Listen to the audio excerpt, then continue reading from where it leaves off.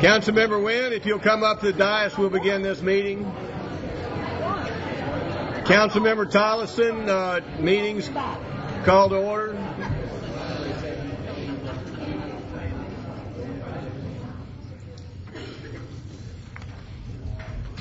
Welcome to the March 16th meeting of the Mayor and Council of the City of Roswell.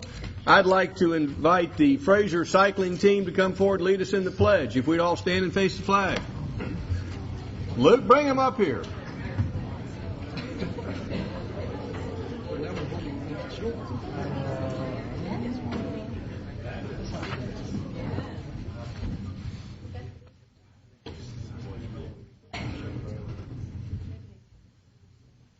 Allegiance to the flag of the United States of America and to the republic for which it stands, one nation, under God, indivisible, with liberty and justice for all. Thank you. This time I'll call upon Councilman Jerry Orleans.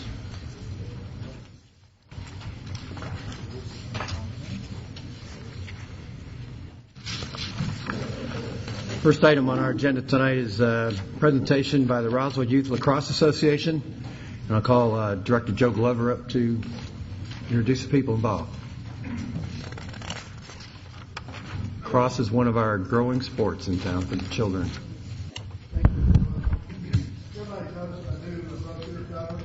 On the front is the lacrosse program. They're here tonight. Don't put it on the overhead. Turn off.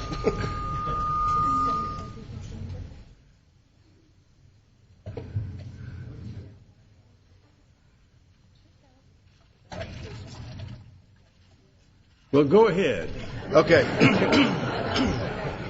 Anyway, because of the success of the tournaments they've had in the last few years, they came tonight and want to make another presentation to Mayor and Council. So at this time, I'd like to introduce Mr. Tom Pratt, President of the Roswell Youth Lacrosse Association, to come forward and make his presentation.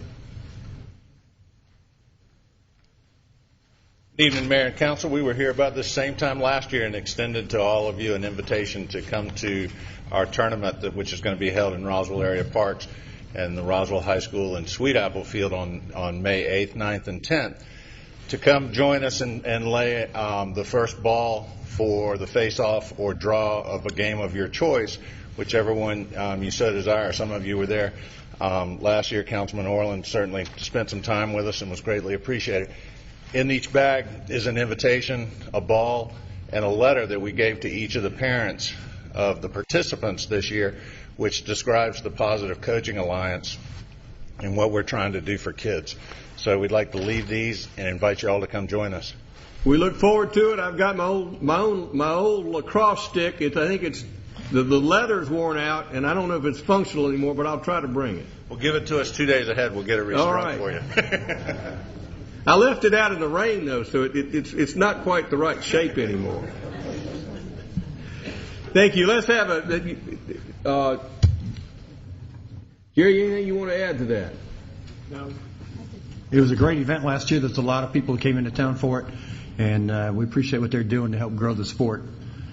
Shall we continue with the rest of our agenda, or shall we? I want to get forward with the proclamation and some other things first. So thank you for calling that agenda item. This time I'll call upon Councilman David Tolleson.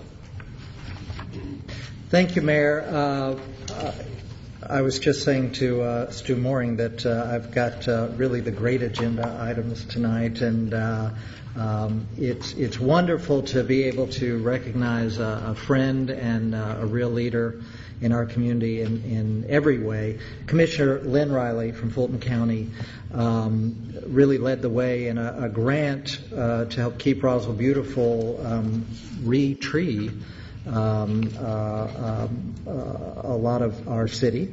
And the grant's in the amount of $68,181. So, Mr. Mooring, if you'll come up and tell us a little bit more about how that came to be and Commissioner Riley's role. Lynn Riley, come up and join this, man. This is your project.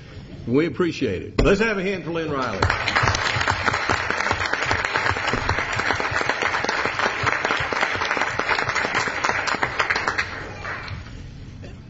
Well, Councilman, I'm in the enviable position of being at the right place at the right time.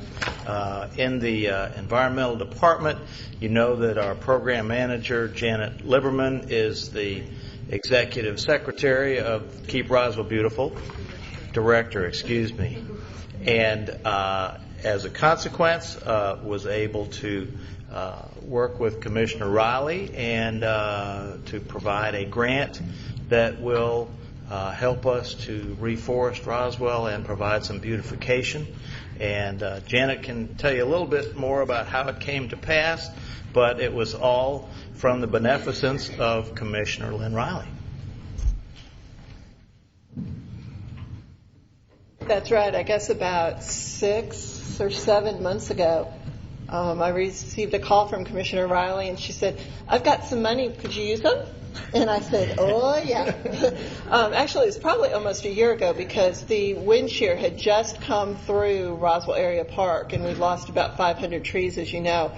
And so the money was just a blessing because Keep Roswell Beautiful immediately said, "Yes, we'd love to have it. No, by the way, can we use it to help replace the trees?" And she said, "Absolutely." So the first of those trees have been planted.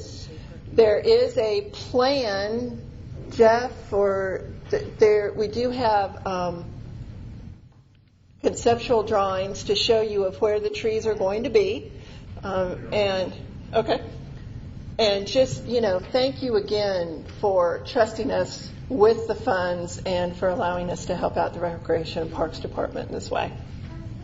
There are trees all over the park, but I particularly want to thank our arborist for finding some walnut trees we're going to plant on this site. Walmart tree. Roswell used to have a lot of walnuts, and they became valuable, and they over time disappeared, so we're going to try to plant some walnuts among all the other good trees that are going on that site. Lynn, do you want to add anything to all that?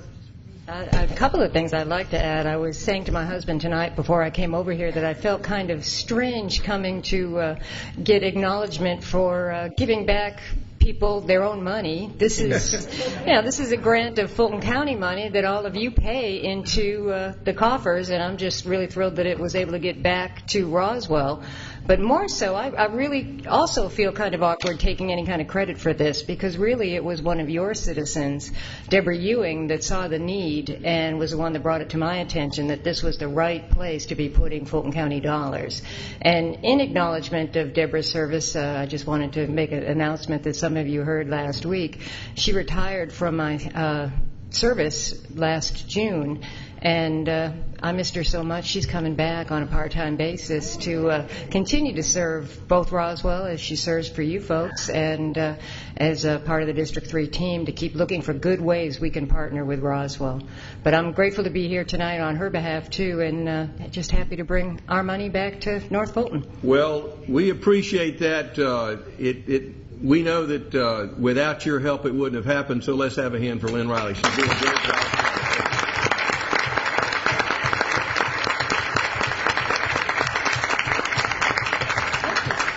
And I just wanted to make note that $58,000 is what is going towards the trees. The remaining $10,181, some of that is going to intersection improvements and beautification. We're still working out the plans for that, and then part of it is going to be for a tree labeling education program with the trees that are planted in Roswell Area Park. Thank you again. Yeah.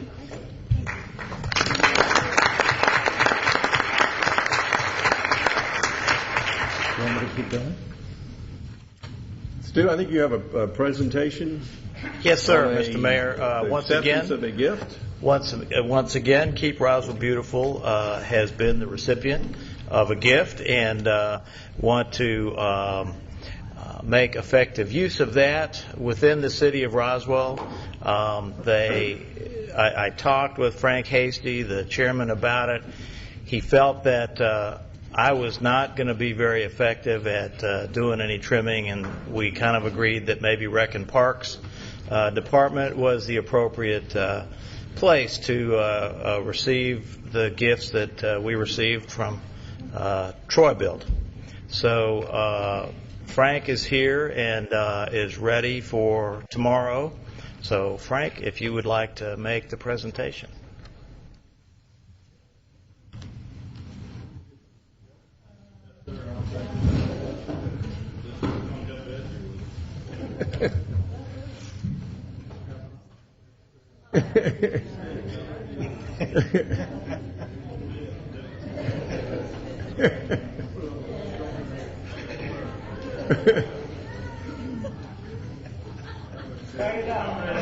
Crank it up.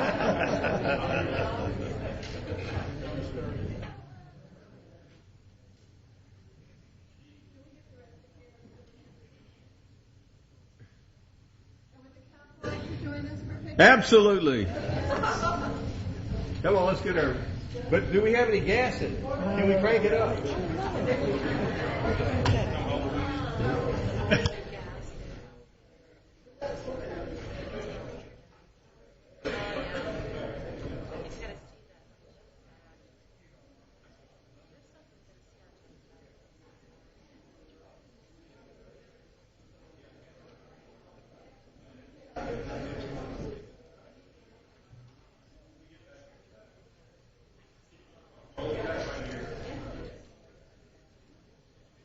Y'all ready?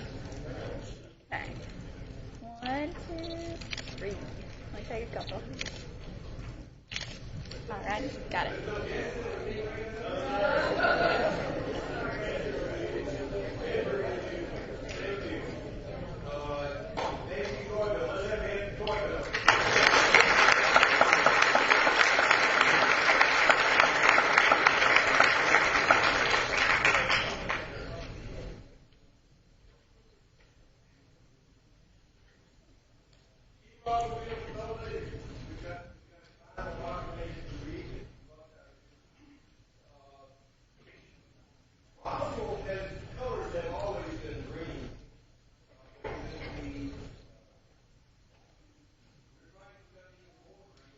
Oh, let me start over again.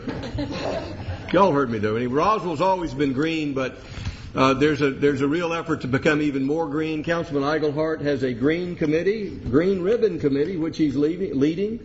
Councilman Eichelhart, is that an open committee? Sure. We have a set group of people who come meet once a month, but anybody is welcome to join us. Do you want to invite folks to come to your green ribbon committee? You can. It's 8 o'clock this Thursday, a.m., so if anybody wants to come that early, here in this building. And Ken is working on how to make Roswell more sustainable. The Keep Roswell Beautiful has been the lead in that, even before Kent took up the banner for the city. And we want to appreciate what they brought to us. They have the Earth balloon. I'm almost disappointed y'all don't have it here tonight, but it is my honor to read a proclamation on behalf of Keep Roswell Beautiful in the city of Roswell for Earth Day. Whereas Earth Hour was created to take a stand against the greatest threat our planet has ever faced by the simple action of turning off the lights for 1 hour to deliver a powerful message about the need for action on global warming. And whereas at 8:30 p.m., March 28, 2009, millions of people in some of the world's major capitals, including the city of Atlanta, Copenhagen, Toronto, Chicago, Melbourne, Brisbane, Tel Aviv, and the city of Roswell, will unite and switch off for Earth Hour. And whereas the event on March 28th is one step toward ongoing efforts to fight climate change, and all participants are asked to replace older light bulbs with highly efficient, compact fluorescent bulbs, and pledge to take actions to reduce their energy consumption on a daily basis. And whereas the World Wildlife Federation stresses the importance of celebrating Earth Hour in a safe and secure environment, and is asking people to turn off only non-essential lights for 1 hour, red lights will not be turned off. And whereas all lights impacting public safety will remain on, including street lights and lights in public spaces, hospitals, and emergency services will remain on for the duration of the event. And whereas this simple act has captured the hearts and minds of people all over the world. And whereas Georgia Power is going to be tracking the effects of this event on the power and energy used and not used during this time period, they'll look at and see how the meter moves. And whereas at the February Board of Directors meeting for Keep Roswell Beautiful, the board decided to become a part of Earth Hour on March 28th, and to encourage the citizens of Roswell and businesses and government to do the same. Now, therefore, I, Jerry Wood, Mayor of the City of Roswell, do hereby proclaim March 28th from 8:30 p.m. until 9:30 p.m. as Earth Hour in the City of Roswell, and ask all of you to join in us in turning off your lights. And anything that the Keep Roswell Beautiful wishes to add to that? Other than turn off your lights, 9:30 p.m., that'll be in the evening, from 8:30 to 9:30, right after dusk. Right after dusk. And I just want to say it's the second year that we've participated in this, both KRB and the city, and it's really exciting to partner because from what I can tell from looking at the list, we are the only Keep America Beautiful affiliate so far participating, and Roswell is only one of about a handful of cities in the state of Georgia that is participating. So it just shows that we really are willing to be out in front. I would also like to remind everybody that on April 22nd here at City Hall, we're going to be doing a light bulb exchange where residents can bring up to 3 light bulbs. Well, they can bring as many light bulbs as they'd like. They can receive up to 3 CFL bulbs to help replace those with. And the funding from that is coming from the Green Hair Challenge, which can be found on the Keep Roswell Beautiful website. We are asking you to vote for 1 elected official and 1 city department head. The winners, quote unquote, will wear green hair for a whole day on April 20th. And so far, Councilwoman Wynn is way out in front for the elected officials.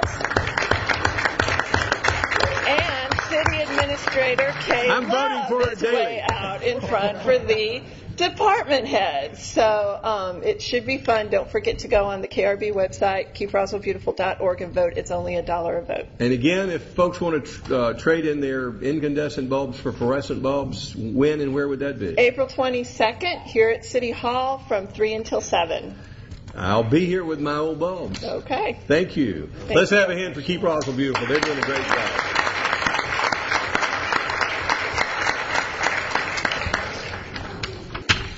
Do we have a motion to approve the consent agenda? Motion to approve. Motion by Councilmember Becky Wynn. Do we have a second? Second by Councilmember Tollison. Does anyone in the audience have any questions regarding the consent agenda? All in favor of the consent agenda, raise their hands. Passes unanimously. At this time, we're going to be considering the Roswell Criterium and whether to put money into the budget for that. I'd like to call on staff to give their findings on this. Thank you, Mr. Mayor. This event, as you know, is one that has been sponsored or co-sponsored by the City of Roswell for about 6 years. And the difference this year is that the sponsor, Nally, pulled out, and I think there's been a number of pieces of misinformation about the fact of whether or not the professional races have been canceled. And they have not, even though the title sponsor pulled out. That doesn't mean that there won't be pro races. It just is an unknown as to how many pro men and women may be participating.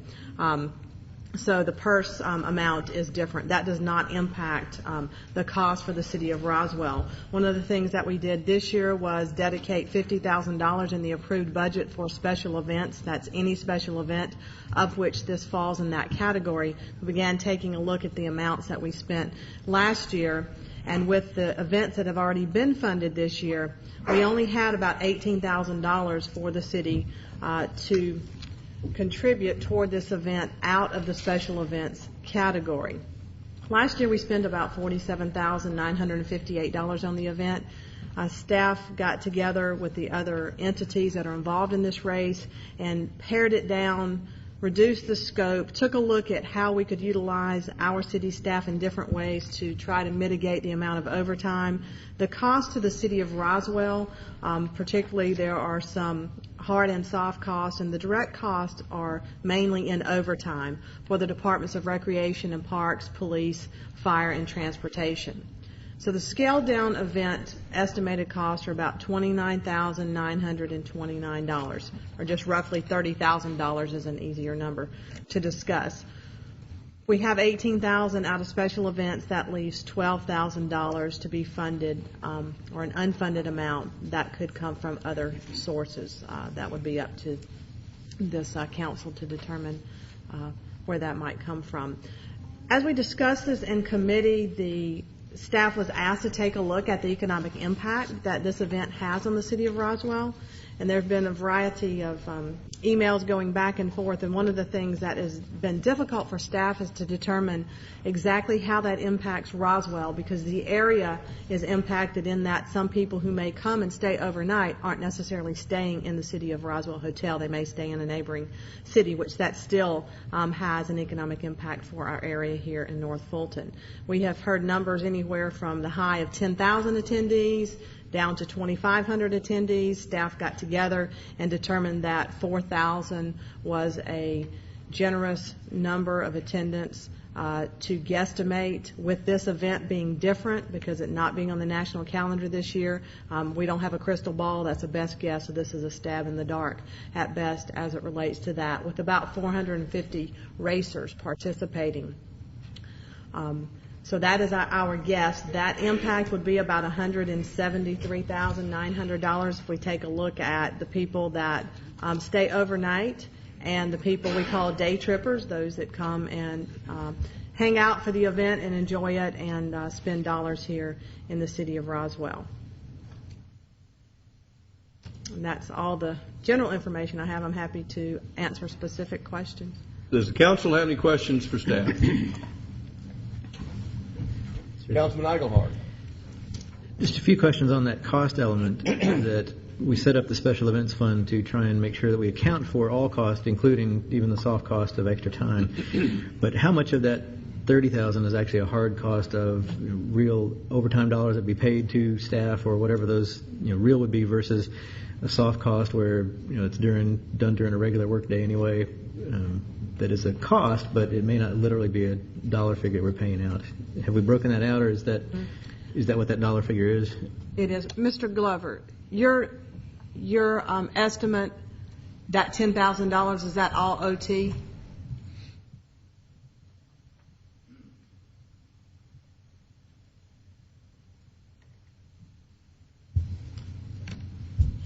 The 10,000 we have budgeted for that. There's about 6,000 in there for overtime and part-time help, and the 4,000 is maybe roughly a little bit more than that. 4,000 for supplies and materials that we need to put on the event, for the whole weekend. These are the hard costs in that this is what we would be paying out to a person or something. There are other costs involved, staff time, that we don't charge to that. Okay.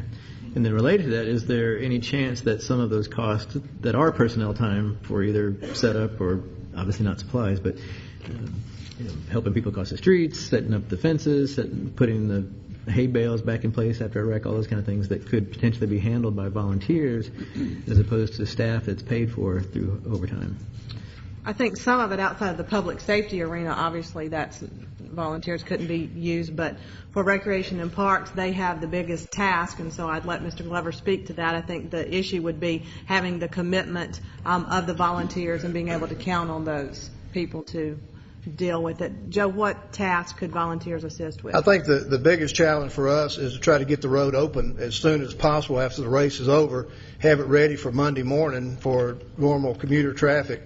And that's where our staff stay till 12 o'clock at night. Now, the volunteers have helped set up and break down some of the materials, but that is so crucial to have that done. So we're back in business on Monday morning. So it's very, very difficult to try to rely strictly on volunteers. And transportation has some detailed stuff they have to do that I don't think that they would let volunteers would not like volunteers to handle. Okay, thanks. Councilman Tollison. I understand and regret the loss of the title sponsor, but it sounds like that some of the city costs are maybe not anticipated, and I'm wondering, was there a different way that we tracked city cost in the past, or have we had additional special events? Or is our special events budget, which we use this year, smaller than the grand total of what we spent last year on the various events? That's part A. Part B is, do we anticipate, based on past years, additional events for the remainder of the fiscal year? Yes to A, no to B, the short answer, and further explanation to A. The special events budget was set up to be able to track the events. In the past, many of those costs have been absorbed in a department's overtime budget, or we have just done it for the event to support any of the special events that the city has co-sponsored along the way. So in setting this up, it started at $75,000 during the beginning of the budget process for fiscal year 2009 and reduced to $50,000, knowing that it was a first-come, first-served basis for those events, and not knowing what some events may or may not cost because those change from year to year. Part B of the question is based upon history. Specifically last year, all the events that have been requested to be co-sponsored by the city have already been taken care of and accounted for.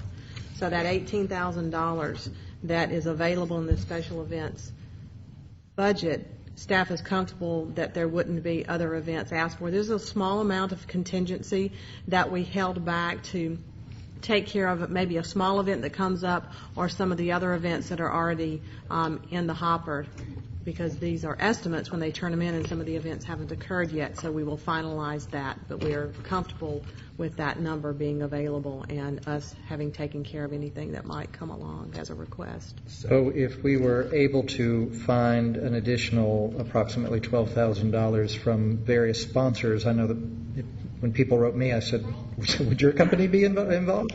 If we found sponsors that could cover that $12,000, then the show would go on. Thank you. Councilman Orleans. One of the questions was I had on what events may still be coming up. The other question I have is it still having an event in Sandy Springs the same day? A race? No. No? Diane Freeze is here if you've got any questions about the Sandy Springs event, but it's not on the same day. No, I just wondered if it was the same day. Remember that. And then another email I was reading from the CVB indicated that hotels have not been able to document any overnight stays due to the race versus what staff was outlining in their information tonight. Does it just come down to we have no clue? Basically, speaking with Dottie Eatrish, she did talk to the hotels, and there might have been people who stayed in a hotel and just didn't identify themselves as a race participant, or because of other things they may have come in on that Sunday morning. It's just really hard for us to tell, and since they didn't, we didn't ask them to track that, then they didn't keep up with anything regarding that. And it is a guess. We estimated 50 overnight stays in the numbers that you have for economic impact, just as a guess of those people coming to town who might stay.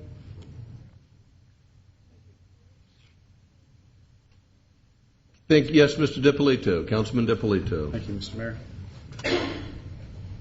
The cost for this had been scaled down from about $48,000 to $30,000, which is a 38% decrease. I want to compliment staff on working hard to bring that number down. I think that's a pretty significant number. That's exactly what we asked them to do, is to scale this down. As far as overtime, is there an opportunity to use comp time for that, or is that calculated as part of this? It is. We looked at every place we could use comp time or use people who are exempt from the overtime policy to allow them to work the event, and we have sliced it and diced it based on the resources that each department has to allocate. One of the challenges is the pre-event, the event, and the post-event. It's not an event that just is that day. So that's one of the challenges in working that out, and I have spoken with staff about that, and it is any combination thereof between comp time and overtime and people who are exempt. Thank you. Councilmember Lori Henry. Ms. Love, have we had any conversations with the groups that are involved, Roswell Bicycles, the fellow group, in this partnership on anything that they possibly could do in order to help to increase volunteerism, to increase the fee associated with the racers? anything in partnership with us that would defray some of the cost to the citizens of Roswell? There have been discussions. I'll call on Steve Asenbrack to come up, and he has been involved in those discussions and meetings about this race. Thank you, Ms. Love. Yes, I have been in contact with Michael Johnson, the president of Roswell Velo, as well as many other members of the Roswell Velo organization, and we have kicked around a number of different ideas. They have continued to seek sponsorship from a variety of places, and I might ask Michael to come up here and talk about some of the... We're going to do that. plans. I'm going to call Roswell Velo after right. you give your presentation. We've looked at sponsorship dollars, bringing more money in. We've looked at adjusting the fee structure associated with the entry fees. As Councilman Dispolito mentioned, the staff looked at reducing our direct share. We also look at cost sharing with other things. So I think we've explored quite a number of those different alternatives, actually as many as we could think of. Any other questions the council may have for staff?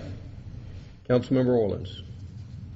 Steve, and maybe it's a question for Mike when he comes up, but has there been many attempts to get other sponsors since Stanley pulled out? I mean, they pulled out several months ago, didn't they? Oh, absolutely. They've been, and the phones have been burning up with the efforts to try to find different sponsors. We've had a few leads. In fact, even Councilwoman Freeze from Sandy Springs actually offered to help us from down there to bring some ideas. I don't think we've actually hooked anything. I know Todd Kai from Roswell Bikes has explored different things there. There's been a lot of stones turned over. Because I know that's what kicked it off initially. I remember being involved with Fellow, and the first program they brought to us, they did a great job of putting sponsors together, and we looked at it as a partnership between the city and the sponsorships and the organizations, and that's what we try to do in all of our situations, is create a partnership. So yes, sir. I think, quite honestly, it's just it's a function of the economy right now. Thank you. Other questions? Councilman Eichelhart.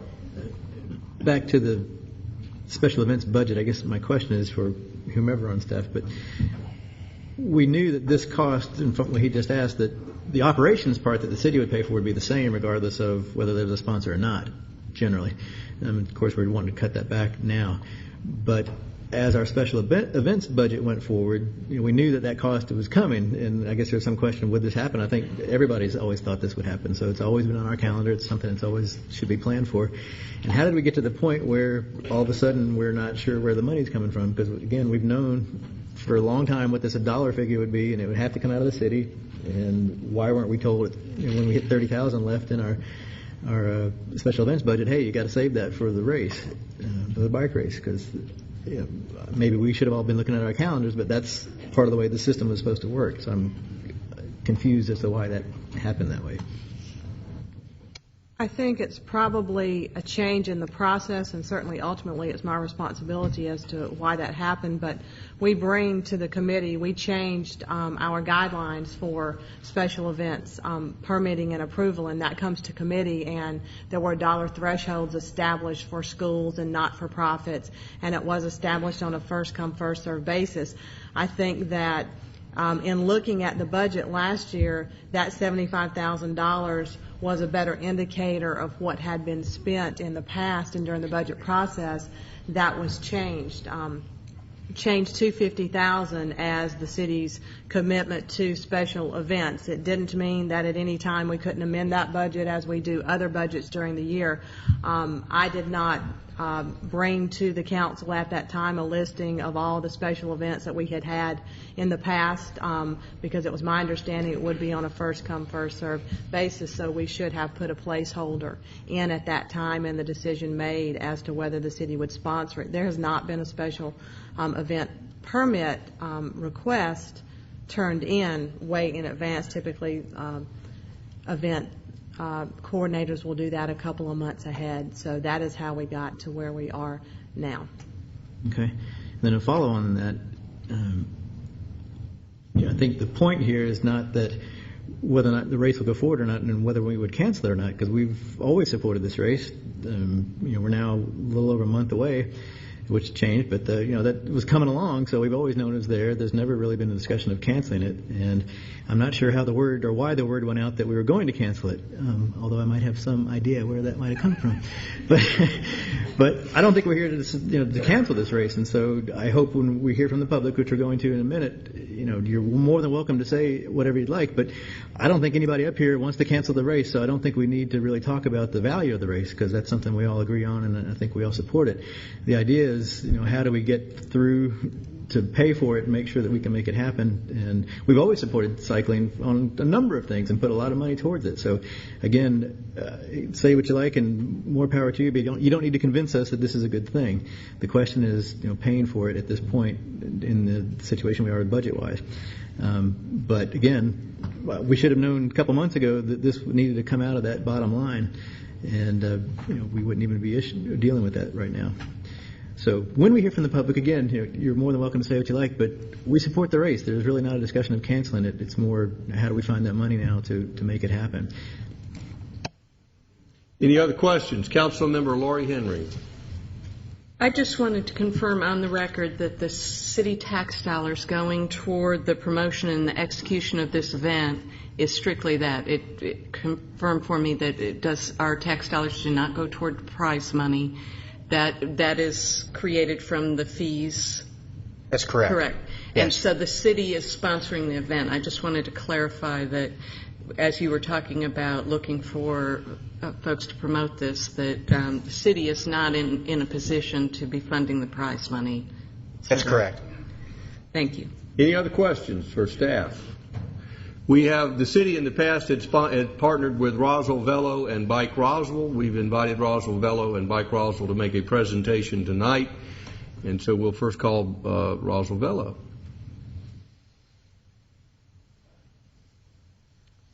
Thank you, council members. I'm Michael Johnson. I'm the race director for the Historic Roswell Criterium.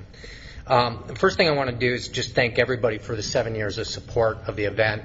It has grown from an idea to become a nationally recognized bike race that is on the calendar for many of the top racers, not only nationally, but also locally. I also want to thank the city staff, Jeff Pruitt, Mike Elliott, Steve Asenbrack, everybody who's worked with us over the years to really grow this event. I have a presentation. I think I've sent you guys all the data that we've collected. I think the bottom line that we come up with, so we'll skip the PowerPoint, but the bottom line is that we introduce people to the city of Roswell. Okay, so looking at hotels and hotel nights is one indicator, but I think what we really have to look at is how often, and this is what our research showed, is how often people come back to the city of Roswell after the race who may have never come back or may have never known about the race. And I'll just use one little personal tidbit, which is I've lived here since 2000 in the Atlanta metro area. I've never been to downtown Decatur. It's only 10 miles further from my house to downtown Decatur than it is to you. I've never had any reason. Nothing has drawn me to downtown Decatur. I come to downtown Roswell on a fairly regular basis, dining, restaurants, chandlery, things like that. So I think that's part of what we do for the city of Roswell, is we really introduce a fair number of people to what Roswell has to offer and bring them in a situation where they probably wouldn't have found Roswell had it not been for the bike race. And that's really what our research showed. That was pretty indicative. The other thing that I just want to bring up is that Roswell has a very high loyalty among the cycling community. And I think all you have to do is look behind me to see that there are people who are very passionate about this event and want to see it continue. 79% of the participants that we've had have raced this event more than 2 times. And having raced for years, and I'm pretty much retired now, but you see events come and go in a lot of cities. They stick around for a year, maybe 2 years, and then they disappear, and then it pops up someplace else. I think we have a really good potential here to become the equivalent of a Twilight over time. Twilight's been on for 30 years. Twilight happens to be the bike race that's in Athens. I don't know if you guys are familiar with that. It's basically one of the best-known criteriums in the United States. And part of that is because of the longevity of that event and the fact that it's been around for 30 years. So I really think that we are well on our way, and we have made it to the point where there are people across the United States who put this on the calendar and come from a long way away. And that's what we found is 22% of our participants last year came from outside of what I call the adjoining states. So, it wasn't the easy drive from, Tennessee or South Carolina. It was actually people from, we drive from California, from Oregon, from Washington, from Wisconsin, from the East Coast, and people that come down here at this time of the year to race, for a couple different reasons. One is good weather, the other is the venue, and probably the thing that's happened is because of the notoriety of the race is the competition. This is a very challenging race for a lot of people, and that's why they show up. Couple other things. Just to talk about sponsors and sponsor dollars and how the budget breaks down. To your point, Councilmember Henry, none of the dollars that Roswell puts in the race goes to the purse. That is generally what the sponsor dollars go towards on an annual basis. It goes towards the purse, towards infrastructure, staging, sound system. We've had the VIP area in the past. We had a live band last year, advertising, things like that. That's really where the dollars, it's a combination of dollars that we generate from sponsors and that we generate from what we call race revenue. So all these guys in jerseys that are sitting out here, and I see a lot of them, they'll pay anywhere from $35 to $50, depending on the event that they're in, to race on this course. And that's really what goes back into the prize purse. In order to make the purse work this year, what we did is we cut back on our infrastructure. So we're eliminating staging, we're eliminating some of our sound system, we're cutting out VIP. What we're trying to do is live to see another day where the economic climate gets better and we can find a sponsor who will come back and support the event. I've had numerous conversations with people, and I'll throw some names out there for you: SunTrust, UPS, Kimberly-Clark, a couple of the hospitals. Even had a nice conversation with the VP of Marketing at Hooters, and I know. Nice conversation. It was a nice conversation. We had lunch. Yeah. Basically what everybody's telling us is that when it comes to line items right now, and they look at advertising budgets, and I spent 11 years in the ad agency business, it's one of the first things to get chopped, right? They're going to go after that before they go after headcount. And when you look into the advertising and promotion budget, the first thing that comes out is sponsorships. So it's a tough time. It's a tough year. I think we have a lot to offer. We have a ready-made event. We have a ready-made audience. We have great participation. It's a known commodity. And I think really all we have to do is just kind of buckle down from an expense standpoint, and we will, we'll get a sponsor again, but it may take us a year. What I'd like to do is, there are a couple people who would like to come up and talk to you as well about the event from different perspectives. And I'll just tell you who they are. One is Tim Henry. He's a professional cyclist, and he's a Roswell native. Kelly Rogan, she is a coach for all these wonderful kids out here. Eric, obviously from Bike Roswell, who you know. And then Todd Kaye, who is not only owns a business here in Roswell, but was really one of the founders of this event. So I'll turn it over to Tim.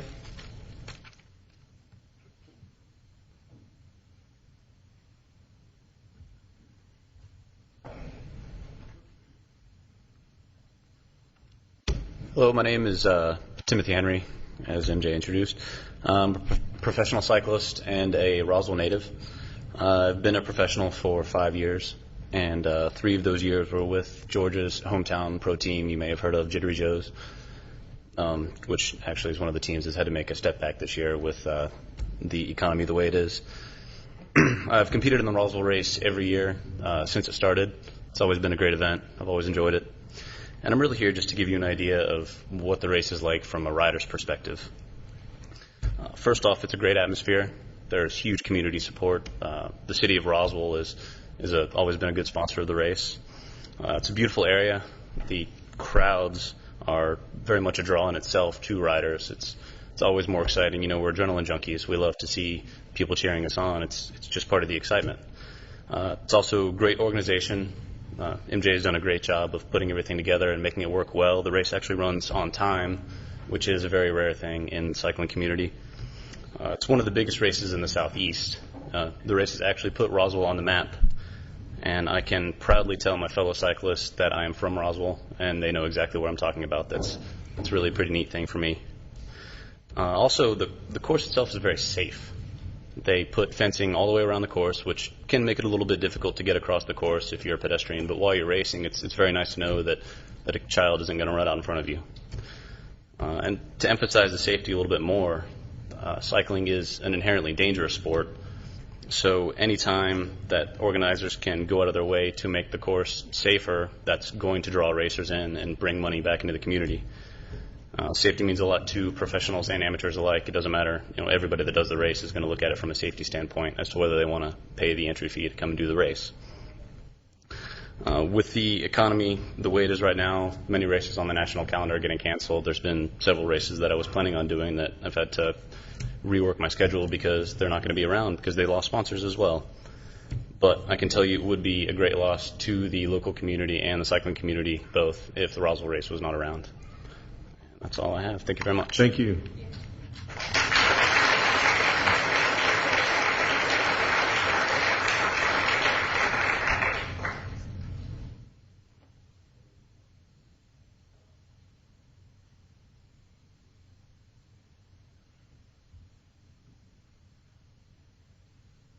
Thanks for giving me a second to talk to you. I'm the proud coach of all these great kids back here.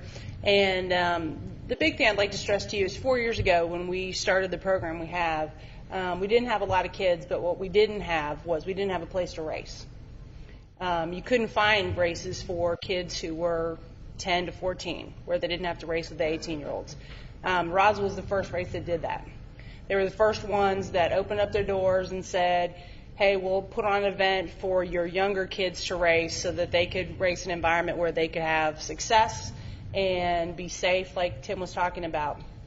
And ultimately what we're trying to do here is, we've been fortunate enough to create some kids who are national champions, but our goal of our program is really not about that. The goal of the program is to create kids who will grow up to be great adults, and the only way that we can do that is give them an environment where they can have success, they can develop self-confidence, and they can have an opportunity to put all the hard work they have done to use. And so for us, Roswell has always been the biggest event on the calendar for us because, again, you guys were the first ones who opened your arms and said, you know what, if you've got some 10-year-olds and 9-year-olds and 12-year-olds who want to come out and bike race, this is your event. And it's an event where it's a family environment where the kids can stick around and have a good day and watch everyone else race afterwards. So we have always supported this event because we have big numbers. We have over 30 kids in our program, and many of whom will race multiple times during a day. It's likely at your event between our kids and our adult racers we could provide 60 to 70 entries. And we will always support this event because you supported us when we were small. So we thank you for what you've done, and hopefully we can continue to be a big part of what you're doing in the future. And I think at the end of the day, you're going to see that these kids who are behind me, it's not going to be about whether they're great cyclists. It's going to be about what they're contributing to this community later on. Thanks. Thank you.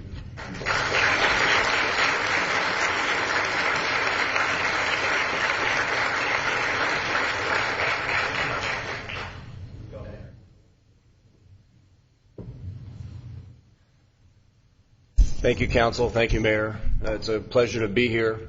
I'm glad I get a chance to speak. And Kelly and Tim both said, a lot of great things, but let me summarize a little bit from a Bike Roswell perspective, and then add one more after that. From a Bike Roswell perspective, this has been our crown jewel event that has been part of our application for Bicycle Friendly. it has been, it was in the initial application, probably most of the pictures were about the event. Since then, we've grown and matured through all the things we've done with Roswell, with your help and your assistance. But this has still been our crown jewel event. The day that we have this is always early May or late April to celebrate what's coming next, and that's Bike Month, the month of May.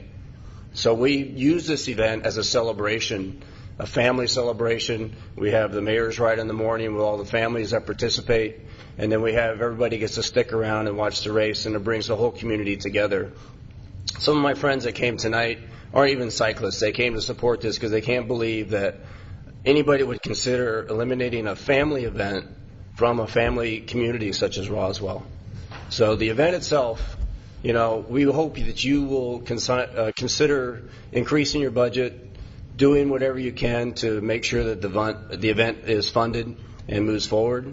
And there's also one personal note I'd like to say is my daughter's finally racing age legal this year, and she's been planning on racing this race all year. So if you take it away from her, I'm going to have to tell her I'm sorry. But the other thing to also consider is Tim mentioned Twilight. And Twilight's been running forever, and I can tell you that there is a lot of people that drive from every place in the country to race Twilight. Well, what's on their calendar is they don't just race Twilight. They race Twilight on Saturday, and then they come race Roswell on Sunday. So we bring a lot of people from all across the country to this race. And I can tell you, from my lowly Cat 4 perspective, it's an extremely fast race, and it's really hard, and it's one you love to get in. And obviously, as Jerry has mentioned to me at the finish line before, that the best race of the day is always the ones that have the kids in it.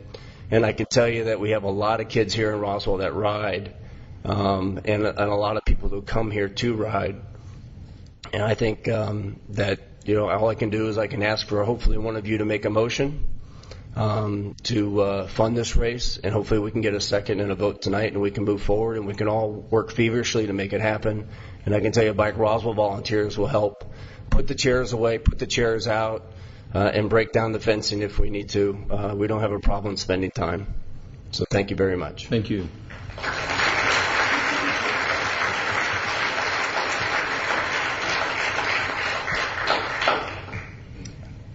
Hello, Council. I'm Todd Kibe. I'm the owner of Roswell Bikes. I want to paint a picture of how this race affects my life here as a business owner and a resident. I need to give you a timeline, so don't throw fruit at me. I moved to Roswell on Wood Place just off of Canton Street back in the mid-'90s. And shortly after Jerry first became mayor, I made the mistake of complaining that this was not a safe place to be able to ride your bike, and that we needed some traffic calming because we were kind of a cross-cut-through city for the outer destinations of surrounding suburban Atlanta. He repaid me by my civic mindedness by putting me on the Traffic Advisory Committee, which I sat on for quite some time. Sat on it with David Tollison here. It was under Sally White to start with. We matured through her, and then Kent took over that group, and I got to work with him. I got to work with Steve Asenbrack back here, and it was enlightening to see what we were able to do as a group.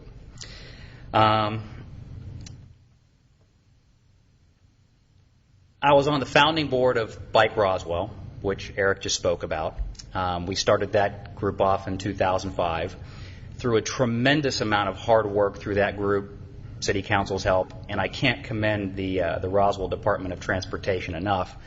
We received in 2006 from the League of American Wheelmen the designation of a cycling-friendly city. And that's no small feat because we're the only city in the state of Georgia to have that. And Bicycling Magazine rated the state of Georgia the second worst state to ride your bike in. So it took a lot of work to do that. So through the Share the Road lanes, through Bike Roswell, through the race that we put on here, those all added up to reasons why we're able to get that designation. Our racing team, Roswell Velo, through the administration of Michael Johnson and his group, started this race, and we have been a funding sponsor of the event for its entire history, and I'll continue to do that indefinitely. I am a small business. We do put a lot of funding into it. I've got a staff of about 25 people, and we almost close down on Sunday, and I'll have 20 to 25 people helping run that event. And obviously we pay for that, and I'm proud to do that. The Historic Crit at times has brought an international field of competitors and has exposed Roswell to people who would have never have been here. I've seen our business positively impacted by it, and I know that the Canton Street vendors have surely been exposed to shoppers as well. The race is nearing a decade in its maturity, and it's one of only 2 nationally scheduled events in Georgia for the U.S. Cycling National Race Series or scheduling. The neighbors that I have come to know off of Canton Street, the people that eventually bought my house on Wood Place, the Simontons, they purchased that place for me about 4 years ago. They throw a block party every year at the end of the street on race day. They get all of the neighbors together, and they're not cyclists, but they throw a party. My old neighbors on Goulding, the Millers, they do the same thing. So I know many of the Canton Street residents enjoy the race as well. I've had a lady named Becky Bourne offer me the use of their business location on Green Street on race day to use however we need it. I'm friends with the Gillum family, who own the American Sampler Shop on Canton Street, and they're open on that Sunday of race day, and they look forward to it every year and the foot traffic that they get from it. I've heard nothing but good things about the race, and just feel it would be a shame if we lost it. I think it's great for the city of Roswell, and it's great for the local businesses of Roswell, and it's great for my business. Thanks for your time. Thank you.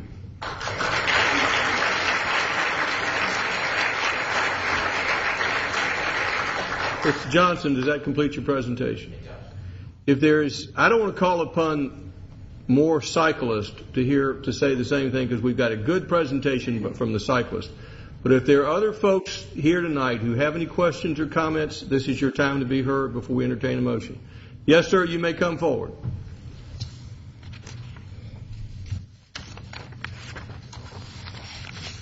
Mayor, can we get the overhead working? Is this working now?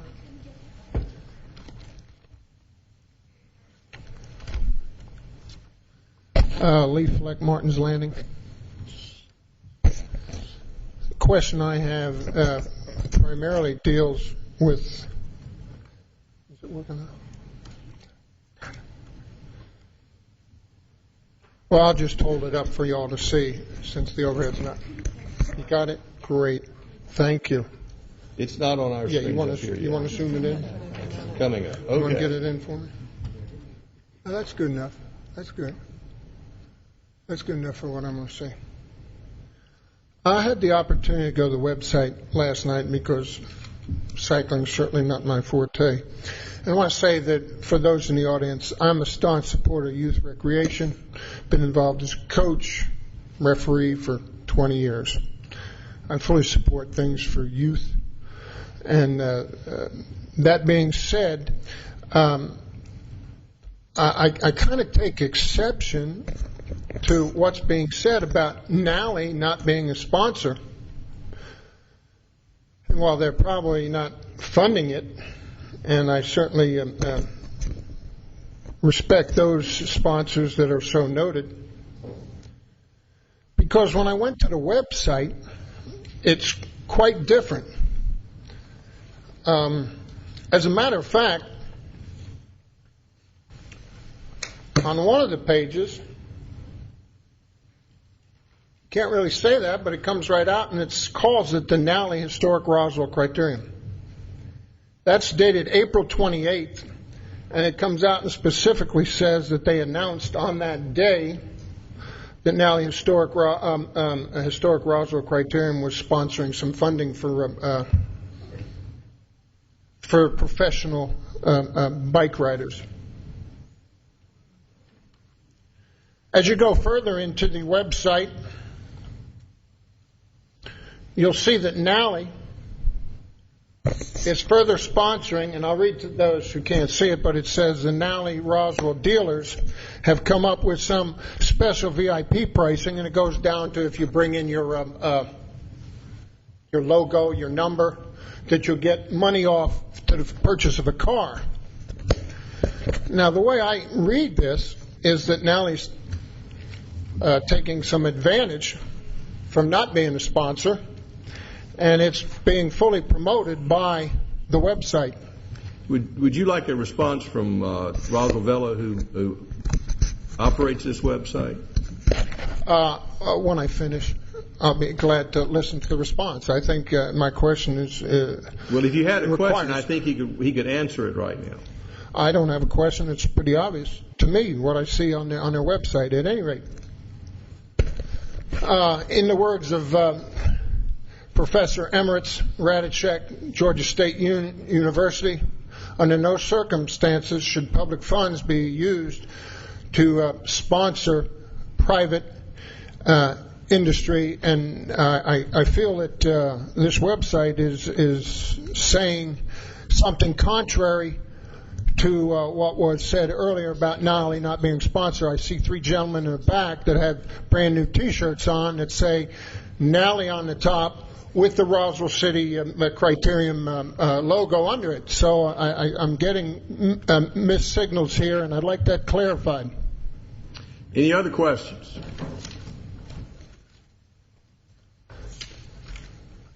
Do you want you bring your gentleman up to answer? You wanted to finish. I want to give you an opportunity to ask all of your questions and finish your presentation, and then we'll respond. Very well. I'm done. Thank you. You may have a seat. Roswell Velo, there was questions raised about Nally and your website. Could you explain, if you'll come to the microphone? Our website operates as a blog, and if you looked at the date on those are all from 2008, those announcements. So as we put in news, it just kind of tacks it on because it's a blog format.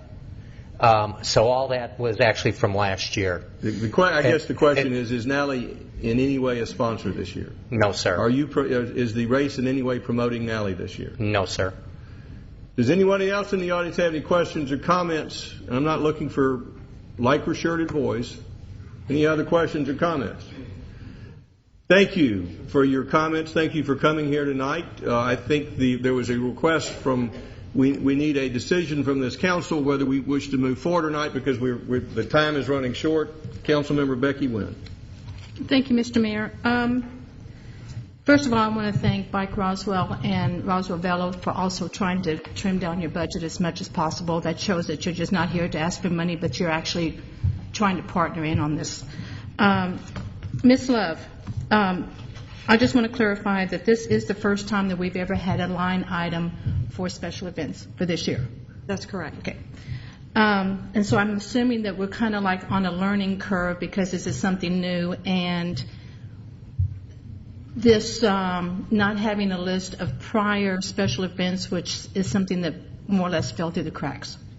Yes, we were bringing them one event at a time as a request were made, and in the committee agenda, the format was to give the budget line item and then each event that had been approved previously in a remaining balance, and just deducting the next item from that. That had been our protocol, and certainly that will change.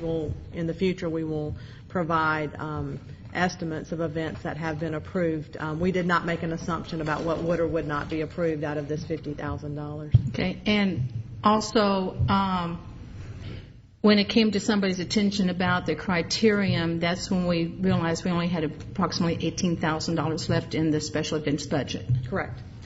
Now, what I'm hearing here, what my understanding is, what I'm hearing from my colleagues, and I think I'm right, is that if there was $30,000 in the budget of special events, we would not be having this discussion tonight, that we would probably approve this special events because we would have the money in the budget.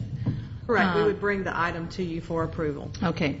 I'm going to make a suggestion. I'm not going to make a motion yet because I'd like to hear from the rest of my colleagues. I would like to make a suggestion. Since this is the first time that we've had this as a line item budget, and, with government, sometimes some falls through the cracks, I would like to really sponsor the whole thing, put out the whole $30,000 this year. We can do $18,000 from the special events budget, and with the approval from City Council, we could find the other $12,000 in our contingency funds. But I would also like to make a suggestion that we form some type of committee with Roswell, with Bike Roswell, with Roswell Velo and with the CVB to look at what happened this year and how we can keep the criterion going for next year. Sponsor or no sponsor, I think this is a very important event for this city. It's been here for 6 years. We are the only designated bike-friendly city in Georgia.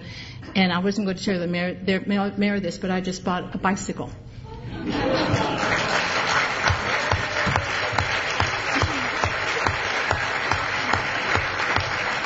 And no, you will not see me in spandex. Thank you very much.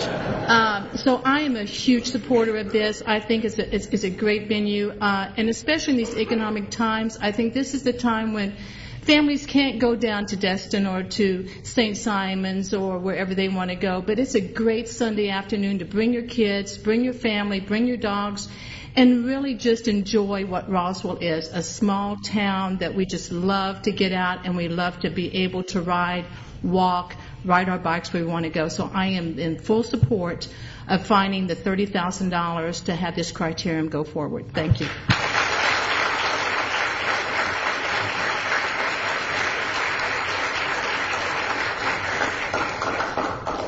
Mr. DiPolito. Thank you, Mr. Mayor. Ms. Love, do you have a suggestion where this $12,000 may come from? Operating contingency is a place. There are other line items that we could go within individual departments, but they have recently scrubbed their budget in the current year. So my suggestion would be general fund operating contingency. There is more than ample funding on that line item to approve a $12,000 budget amendment from. So there are sufficient funds? Yes, sir. Okay. Thank you. I would just like to comment that Mr. Broadwell mentioned that this is a good family event, and I agree with that. It's something that my family has enjoyed, and it's a good event for not just the cyclists, but for all of the people who come to attend it and who like to come and just watch it. My kids enjoy the bike rodeo, something they do every year and really enjoy. So, I would like to see this move forward. I would like to also see it really promoted well, so we get even more people there and get larger crowds. Make sure people know that it is a family event, and it's a good thing to bring kids to.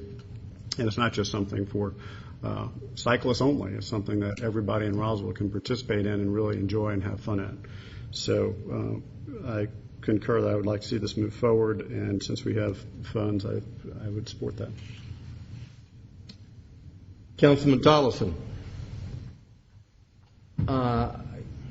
Assuming a motion comes along these lines, I certainly can support it. I appreciate the work that's gone into the event. It is a great family event, and we don't want to lose it. My one request would be that everybody keep looking for sponsors. Sponsors are our friend, and that would be helpful as we move forward. And I also want to particularly thank Michael, Todd, Eric, and sorry, I can't remember your name. But for making such a positive, reasoned presentation. We've had some that aren't quite so, and I really appreciate your effort to bring a positive message tonight. Councilmember Eichelhardt. I agreed, and as I said in the beginning, no one has up here has the agenda to try and cancel this race. I don't think that was ever really an issue. And I will have to take Michael a little bit to task that the email sent out says, if only 3 people show up, we can kiss this race goodbye. However, if we have a solid ratio, it would be very difficult for them to tell us they have to cancel this race. So that was never the intention, so that I'm only imagining where that might have come from. But honestly and seriously, we're dealing with taxpayer dollars in a very tight year, so I think we all take it very seriously as to how this can be paid for. And I hope that we'll follow through and try and think also seriously about if we can get some volunteers to help set up some of the fencing and the hay bales, what all the things do so that we can actually reduce that overtime cost so that maybe we can be less than $30,000, because in this year, when it is a tight budget year, if we can all work together to try and decrease that cost, then I think we'll all benefit long term. And so for those people who aren't in the races that can actually take some of that, and certainly in the week before and the night after or night of, we can use as much help as possible to make sure this gets done with decreasing the cost as much as possible. Councilmember Orleans. I also want to thank everybody for the presentation tonight. You guys did a good job. It was very positive. Put out the right things at the right time. My concern is we go forward with this for this year. You were able to generate some interest coming out tonight in less than a week's time. So again, as was already said, I hope you generate a lot of activity and a lot of interest to come out for the race day. Because as they say, the proof is in the pudding, so that'll show whether there's reason to continue this or not. The other concern is going next year. We haven't finished our budgets yet, but we've made a comment that we're going to stick with what we have or less for this year. So without changes, theoretically, we'll be in the same boat next year if we have the same events during the year. So hopefully you can get sponsorship and get it raised for next year to bring down what we have to contribute and put into the race. But those are just some food for thought going forward. Thank you. Councilmember Lori Henry. Well, I would like to thank you all as well. It was a great presentation, and I hope that you all understand, as Councilman Eichelhart had just pointed out, that these are very difficult economic times for all of us. And we, as stewards of the taxpayer dollars, have to be very careful. We have to make sure we ask the right questions. We have to look at doing things for the right reasons. And my litmus test is always when I can answer a neighbor regarding spending taxpayer dollars. And this event is very easy for me to do that because, not because of the racing circuit, but because of the family issues. It's a great event for families, and as Councilwoman Wynn had pointed out, there are a lot of folks that can't afford those vacations to the Panhandle this year or to Savannah or Charleston. And this offers an opportunity for everyone to have a great weekend here in Roswell and not feel as though this economy is crushing us. So I would encourage everyone to come out and have a great day with the race. And then also I would also encourage you that partnerships are the way of the future. Whether the economy returns or not, Roswell is always looking for great partners. So anytime we can work together to pull off a great event like this, we encourage that. So thank you all very much. Any further discussion before we entertain a motion? Do we have a motion? Councilmember Becky Wynn. Yes, thank you, Mr. Mayor. I make a motion that we approved allocating $30,000 to the Roswell Criterium for 2009. Motion to approve $30,000 by Councilmember Becky Wynn. Do we have a second? Second by Councilmember Tollison. Any further discussion? Councilmember Orleans. I'd just like to say one more time, people coming in, tell them to comment to their hotels they're staying at of why they're here. And staff and our people should coordinate with the businesses and the restaurants and try to make them aware and see if we can get any kind of tracking on this. So again, you make people aware to speak their piece of why they're here to the restaurants and to the hotels. Roswell Velo, I would suggest you get with Dottie Eater. Sometimes she can put together packages for discount stays, so it's something you might promote as part of this race. It makes it mighty easy to also to track who stays here. Any further discussion? All in favor of the motion, raise your hands. Passes unanimously. We're adjourned for 10 minutes.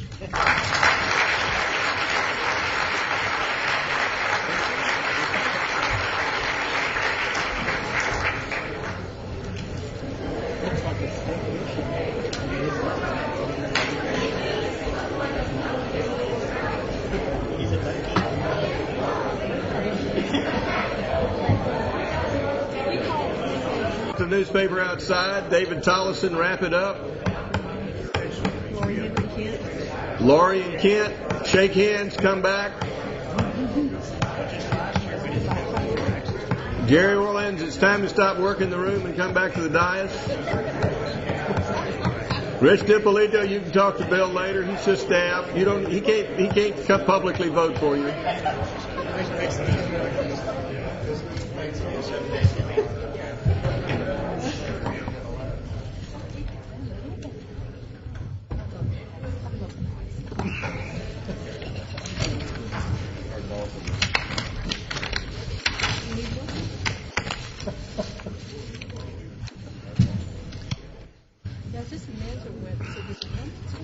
If everyone will have a seat, we'll call this meeting back to order.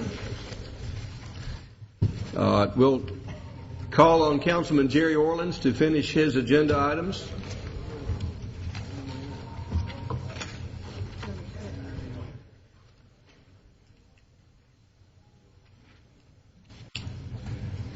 Next item on the agenda is approval of budget amendment 7545CP-03-16-09, appropriating $35,000 for the Riverside Road Trail Extension and approval to establish the Riverside Road Trail Extension project. And I think Mr. Glover is still here to answer any questions. But I think we've talked about this in committee and just the extension of the trail project. Joe, you want to make a brief presentation and tell us what this $35,000 will be spent for. Okay, Mr. Mayor, the trail extension is going to start in front of the river landing, the River Club entrance. It'll go down past Winfield Gables. We'll put up a small wooden fence with some landscaping, put in the 6 to 7 foot wide gravel path. It'll go down along the sidewalk, we'll kind of widen the sidewalk with the rock dust trail. We've already done some of the work on Riverside Road to Eves Road, and this will complete that project. Will this connect the gravel dust trail from Wells Track all the way to Eves Road? We'll have a multi-purpose trail that whole distance? Yes, sir. Any questions from staff? The council has for staff. Do we have a motion? Move for approval. Motion for approval by Councilman Orleans. Do we have a second? Second by Councilmember Laurie Henry. Anyone in the audience have any questions or comments? Any further discussion by council? All in favor of the motion, raise their hands. Passes unanimously. Next item is approval for a resolution to accept a Fulton County Arts Council 2008-2009 Technical Services Arts Rental Subsidy Grant in the amount of $15,000. I want to say that fast 3 times. Basically, this is coming from the Fulton County Arts Council to help provide rent for some of the nonprofits that are using our facilities, and we have a resolution to read. Thank you. This is a resolution to accept a Fulton County Arts Council contract for services technical support grant. Whereas the City of Roswell, Georgia agrees to the terms of the contract for a County 2008-2009 Contract for Services Technical Support Arts Rental Subsidy Grant for the Fulton County Arts Council, and whereas the grant award shall be $15,000, and the purpose of the grant is to provide viable and affordable performance space in Fulton County to Fulton County-based arts organizations, and whereas the City is not required to provide local matching funds, now therefore be it resolved by the Council of the City that the Mayor of Roswell and or the City Administrator is authorized to execute this contract and any subsequent documents necessary to provide the grant funds to the City of Roswell. Joe, how will we be spending that $15,000 if we receive that grant? Mr. Mayor, let me call up Bruce Peoples. Bruce representing the Cultural Arts Board. They got together and made the recommendation how to fund that money or spend that money. Yes, Mayor and Council. The $15,000 will be distributed amongst 9 groups. This is a grant from the Fulton County Arts Council, as was mentioned. There's no cost to the city. And again, the purpose is to underwrite the cost of providing performance space for Fulton County-based performing arts groups. Of course, the performance space in question here is the Cultural Arts Center. So this will be used to pay for the rent for these groups to use our Cultural Arts Center? Absolutely. Wonderful. And are these local, mostly local-oriented groups? They are all local groups. They have to be here based in Fulton County, and they're all based here in Roswell. Does the council have any questions for Mr. Peoples or the staff? Thank you. Do we have a motion? Move for approval of the resolution. Motion for approval by Councilman Orleans. Do we have a second? Second by Councilmember Becky Wynn. Does anyone in the audience have any questions or comments? Any further discussion by council? All in favor of the motion, raise their hands. Passes unanimously. Next item is approval of a resolution to accept a Fulton County Arts Council 2008-2009 contract for services project support grant for Sundays on the Square in the amount of $10,800 and approval of budget amendment 6190G5-03-16-09 establishing the city's match of $10,800. And again, this is a grant to provide funds for the Sundays on the Square for 6 concerts during the year, I believe it is, Joe. And Joe, will these be at the gazebo on the historic square? Yes, sir. You know what days of the week are these going to be, or what time? They're on Sundays. Sundays on the square. You could have fooled me. I started to say Saturday, but I wouldn't. Should have said Thursday. We have a resolution to read for this one, too, Mayor. Thank you. This is a resolution to accept the Fulton County Arts Council Contract for Services Municipalities Grant. Whereas the City of Roswell, Georgia agrees to the terms of the contract for a County 2008-2009 Contract for Services Municipalities Project Support Grant from the Fulton County Arts Council, and whereas the grant award shall be $10,800, and the purpose of the grant is to implement a project or projects identified in the Roswell Community Cultural Plan. The Historical and Cultural Affairs Division will use the grant funds to plan, organize, and present Sundays on the Square, a concert series for Roswell's residents in May and June 2009. And whereas the City of Roswell will accept the Contract for Services Grant Award and authorizes the use of cash match amounting to no more than $10,800 from the city's grant match fund contingency.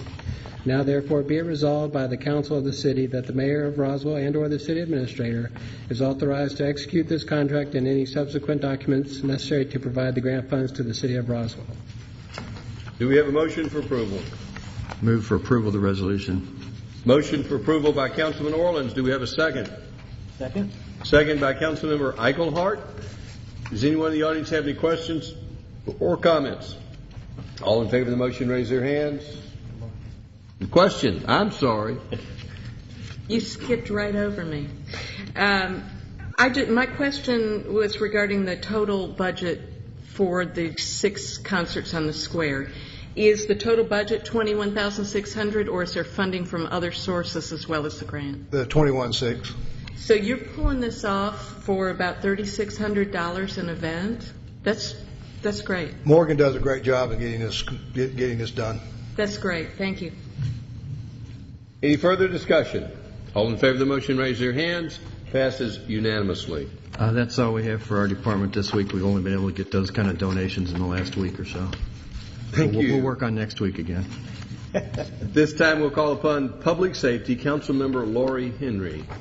Thank you, Mr. Mayor. The first item on the agenda is for the approval of the mayor and or city administrator to sign a mutual aid agreement with the city of Johns Creek. Chief Spencer. Thank you so much. We're seeking your approval tonight to enter into an agreement with the city of Johns Creek to provide fire and EMS service, as well as get back fire and EM service in the event that we run short on equipment, and that the number one goal here is to send equipment for help to other jurisdictions when we do not compromise our own safety. So this is the same agreement that we have in place with the city of Milton, the city of Sandy Springs, and the city of Alpharetta. Be glad to answer any questions. Does the council have any questions? Mr. Spencer, for the audience, do we track the responses that we provide and we receive from our neighboring jurisdictions? Yes, sir, we do. And what has that tracking told us? Tonight, I don't have a clue, but I can tell you that we are ahead of the game in receiving more mutual aid than we're giving. Do we have a motion? Move to approve. Motion to approve by Councilmember Lori Henry. Do we have a second? Second. Second by Councilmember Orleans. Anyone in the audience have any questions or comments? Any further discussion? All in favor of the motion? Passes unanimously. Thank you. Thank you, Chief Spencer. The next item on the agenda is the approval of a resolution to submit an application for the United States Department of Justice Community Office of Policing Services, also known as COPS, Hiring Recovery Program for the FY09 grant for hiring up to 10 additional police officers at a cost of $54,000 per officer. Chief Williams.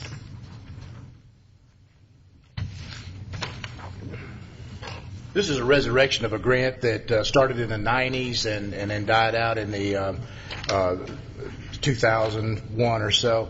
Had not been funded, and they are refunding it now under the Recovery Act. So what we're asking you to consider is allowing us to apply for a grant for up to 10 officers. And the reason it says up to 10 officers, we will ask for 10 officers. We may not receive that many. You may remember in the past we asked for 10 officers, we'd get 8. Sometimes we'd ask for 8, we'd get 6. So we're not sure exactly how many we may get, if any at all. This grant is different from the grant that you may remember from so many years ago, in that it pays the entire salary for the full 3 years. The older grant was also a 3-year grant, but it paid a reducing amount, and the city's amount increased. But at the end of the 3 years, whatever number of officers we are granted, we would have to pick up the full cost of the salary and benefits of those officers. Now, the grant pays for the salary, the entry-level salary for a police officer, does not pay for the cost, the startup costs, for buying all the equipment. That is a cost that we would have to pay, and that comes to, for 10 officers, it would be $57,850. We would, with your approval, take that money from the confiscated funds asset, where we do have a substantial reserve of $700,000. Any questions for Chief Williams? Do we have a motion? Oh, questions. I apologize. Councilmember Becky Wynn. Thank you, Mr. Mayor. I wasn't there at the committee meeting, so I just a minor thing. The $57,850 is per officer, and I'm assuming that includes the equipment, the training, everything else Everything we can think of, yes, ma'am. Everything that we can think of, and that's just a one-time. Not only everything we think of, we know what the costs are. Yeah. The costs are itemized. And that's just a one-time. That's the one-time capital cost. So then there are maintenance costs that go along with keeping the other benefits that keep the officer on that the federal government would not pay. Okay, thank you. Mm-hmm. And Chief Williams, would you also remind us how this coincides with your needs, future needs, police officers? As you know, we do a constant workload assessment to determine how many officers we do need to have here in Roswell. We have 1.5 officers per 1,000. 1.5 officers per 1,000. In the metro area, the Atlanta metro area, the average is 2.2. So we're a good bit behind in that regard. As an example, Alpharetta has 2 officers per 1,000. Again, we only have 1.5. Smyrna is the next with 2 officers per 1,000. Marietta has 2.2. So when you do the numbers on that, and if we get these 10 officers, we would still be a good number behind, but we're doing well. We're keeping up with the cause, is the point. Thank you, Chief. Mm-hmm. Other questions? Do we have a motion? Move for approval. Motion for approval by Councilmember Lori Henry. Do we have a second? Second by Councilman Orleans. Does anyone in the audience have any questions or comments? Yes, sir. Come forward, please.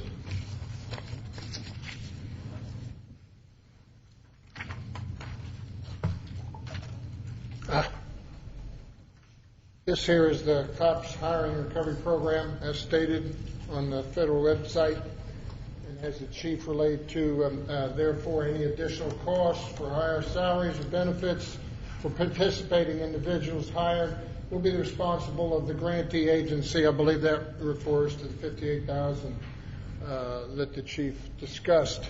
However, I think we're overlooking one thing, unless we're going to put these police officers on bicycles. In the 2009 budget, 6 police officer package vehicles were projected to cost $46,350 apiece. So now 10 additional vehicles is going to cost you almost $500,000. I think you need to consider that also in this manner. Thank you. Thank you. Does anyone else have any questions or comments? Further discussion by council. Just a quick response to that. I think what you just said was that's what we're expecting to pay, and we know that, and that's coming out of the confiscated assets funds. So we do understand that. Do we have a motion? Do we have a motion? We already had one. We have a motion. I apologize. We have a motion and a second. Any further discussion? All in favor of the motion, raise their hands. Passes unanimously. This time we're adjourned. Or we have another back page there. You got 2 more departments. Oh, I apologize. I just want to leave. All right, this time we'll call upon Councilmember Ken Eichelhart. How could I forget Councilmember Ken Eichelhart? And you just mentioned the Green Ribbon Committee, and this is one of the things to come out of that, as well as the internal task force. But we've managed to put in yet another cost savings side 3 resolutions into one. So we saved some paper there, I guess. But looking at some sustainability policies for energy efficient traffic signals, lights out, power down, and no idling, which we've discussed in committee. But Aaron can give us a quick summary. Yeah, I'll be very quick. First of all, good evening to all of you, and thank you, Councilmember Eichelhart, for that introduction. There are 3 policies before you this evening that staff is requesting approval. Energy efficient traffic signals, that does require LEDs to be retrofitted in existing traffic signals as well as school signals. Lights out, power down requires all electronic devices to be turned off when they're not in use and for power saving modes to be enabled whenever possible. And then the no idle policy requires vehicles to be turned off when they are not in use or when they are in an idle mode for more than 3 minutes in any hour period. The adoption of the policies does facilitate part of our goal to reach certification through the Green Communities program that the Atlanta Regional Commission sponsors, and I'm happy to answer any questions. In addition to using less energy, do we believe this is going to save the taxpayers money? Yes, sir. That's a wonderful thing. Other questions or comments? Do we have a motion? Move to approve. Motion to approve by Councilmember Eichelhart. Do we have a second? Second. Second by Councilmember Tollison. Anyone in the audience have any questions or comments? Any further discussion? All in favor of the motion, raise their hands. Passes unanimously. This time I'll call upon Councilmember Rich DiPolito. Thank you, Mr. Mayor. This evening we have approval to submit a grant application for the Community Development Block Grant Stimulus Allocation in the amount of $125,611 with no required match from the city. Ms. Field. Thank you, Mr. DiPolito. As you've said, from the American Recovery and Reinvestment Act, the city has received through its CDBG program $125,611. These funds are available until September 30th, 2010. However, we must contract these funds within 120 days of receipt. So they're much more stringent requirements than our normal CDBG.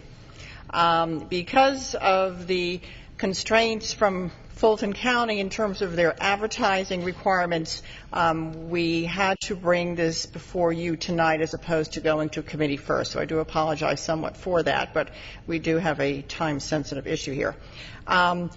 In terms of expending these funds, we did review past projects that we had considered as part of past Community Development Block Grant Program applications. We also solicited proposals from the Transportation Department, the Rec and Parks Department, and from Environmental Public Works. And based on all of that information, we have created a list of potential projects, which I will review quickly with you.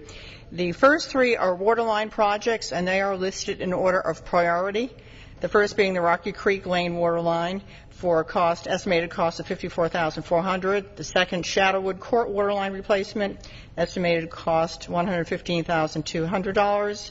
The third is Grimes Place waterline replacement project, estimated cost $84,800. The fourth one, is a transportation-related project, and this is what I refer to as the hydroplane project. This is the issue that has been brought up in the past by transportation, whereas that issue of accidents caused by that hydroplaning issue at the Crestview Circle, Norcross Street intersection. And that estimated cost is $20,611. The next one is another transportation project for a pedestrian signal at Thomas and Strickland Crossing on Highway 9. Previously, as you know, this is in the Midtown area, and previously we had looked at a pedestrian light several years ago, and at that time GDOT had said no, they do not approve pedestrian lights. Mr. Eisenbrack felt that times had changed, technology changed, and that other parts of the country were doing this, and thought it would be certainly worth a request to GDOT to see if indeed they would reconsider. Well, he did report to me as of today, of a meeting that they had with GDOT today, that while GDOT is seriously considering allowing pedestrian lights in the future, unfortunately their approval of a project such as this would not be forthcoming within the 120-day time frame.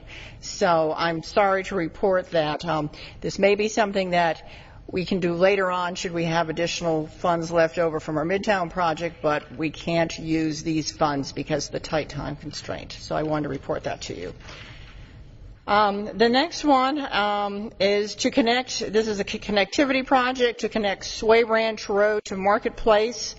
The estimated cost for the surveying and engineering is $105,000, but again, under the constraints of the parameters of this grant, we need to encumber the entire amount for this project. So that would include not only using the $112,000 from CDBG, but also an additional $291,000 from city money for the construction part of that project. So that is an additional amount that would have to be forthcoming from the City Council in order to choose that project.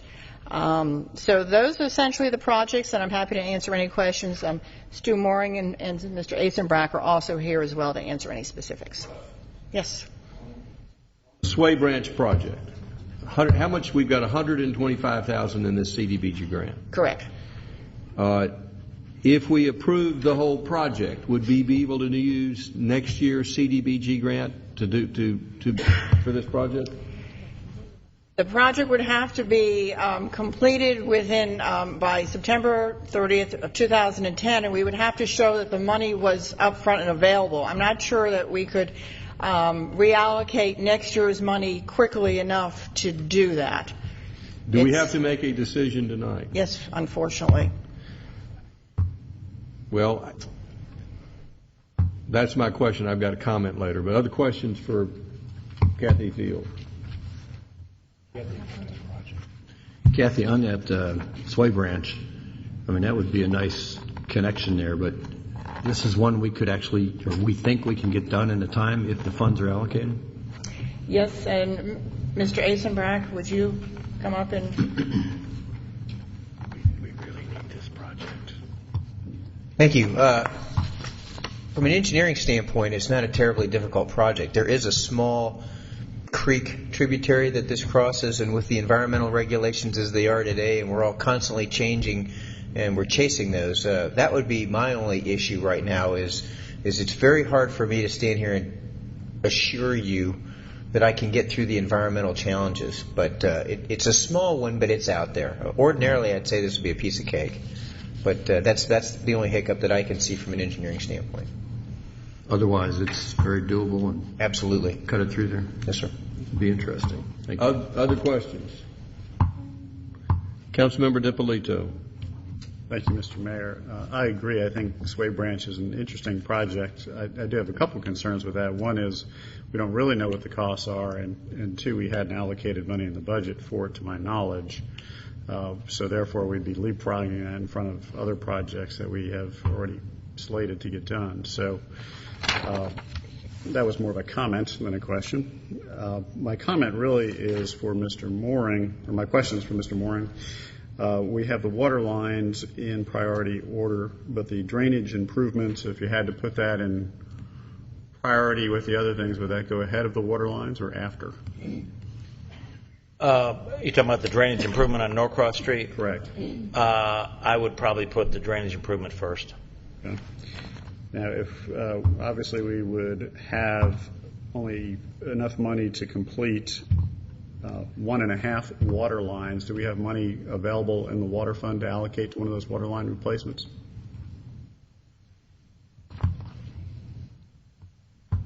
There's money available in fund balance. It's not. We would have to do a budget amendment, and y'all would have to allocate that funding.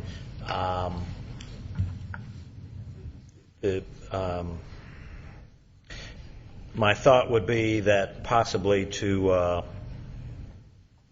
incorporate the drainage project with, say, maybe the Grimes Bridge project, or something like that.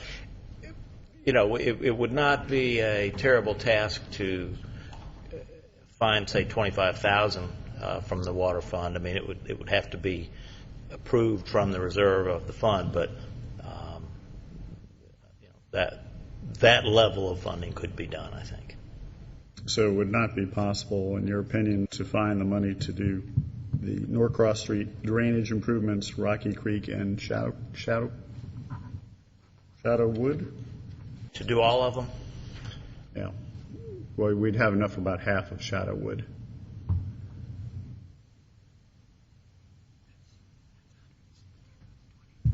Yeah. This would also roll into next fiscal year.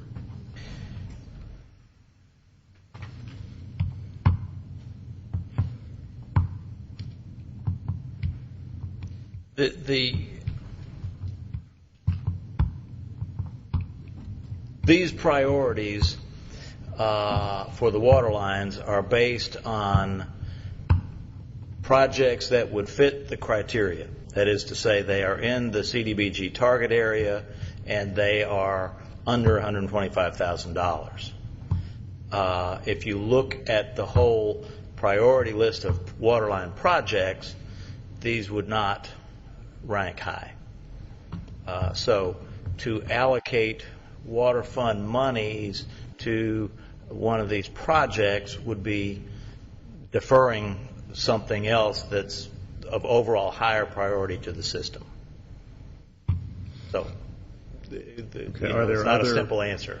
I understand. Are there other projects within the CDBG area that are more than $125,000 that would be priorities over these, or all of those that are more expensive outside of this area? I think there are some. We didn't identify them, though, because it didn't meet the criteria.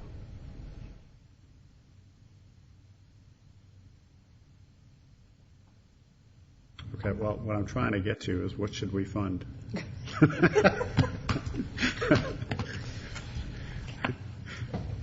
Stu, when you said it didn't meet the criteria, you're talking about the 120 days? No, ma'am, the 125,000. No, when you said it didn't meet the criteria, meaning if it was more than 125,000, could you still do it within 120 days? Because what Councilman DiPolito may be looking at is if it's a high priority, then we may want to find money in the water fund to help fund that project if it's more than 125,000. Correct.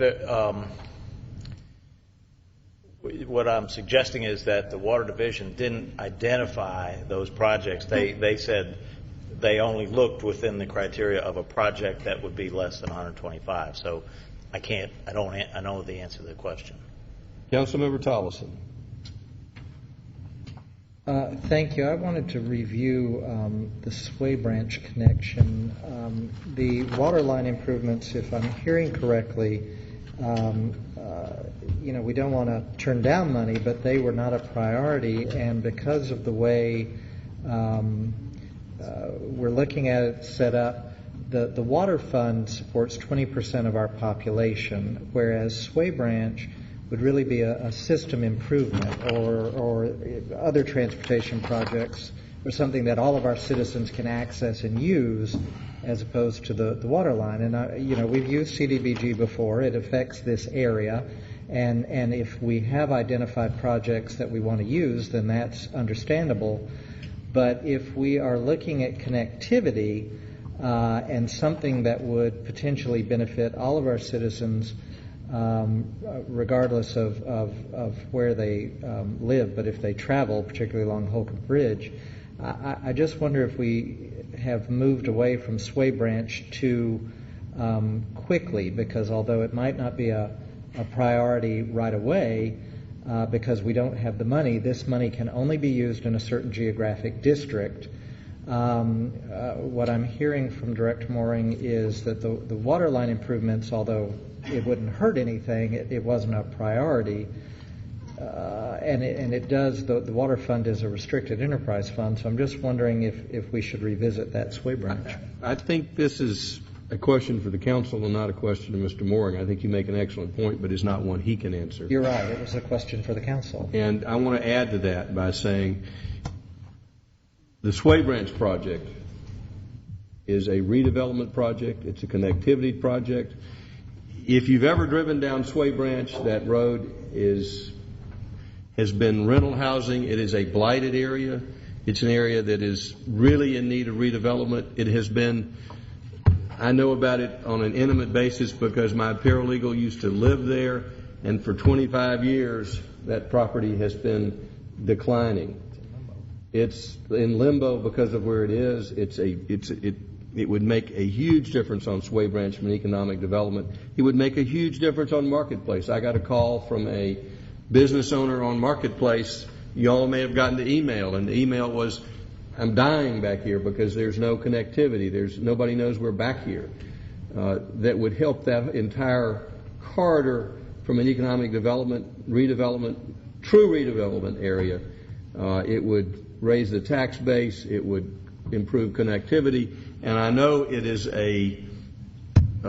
we're trying to leapfrog ahead of a lot of things, but I hope the council strongly considers it, because we went to a great project today. We went to the connection of Mimosa to Webb Street.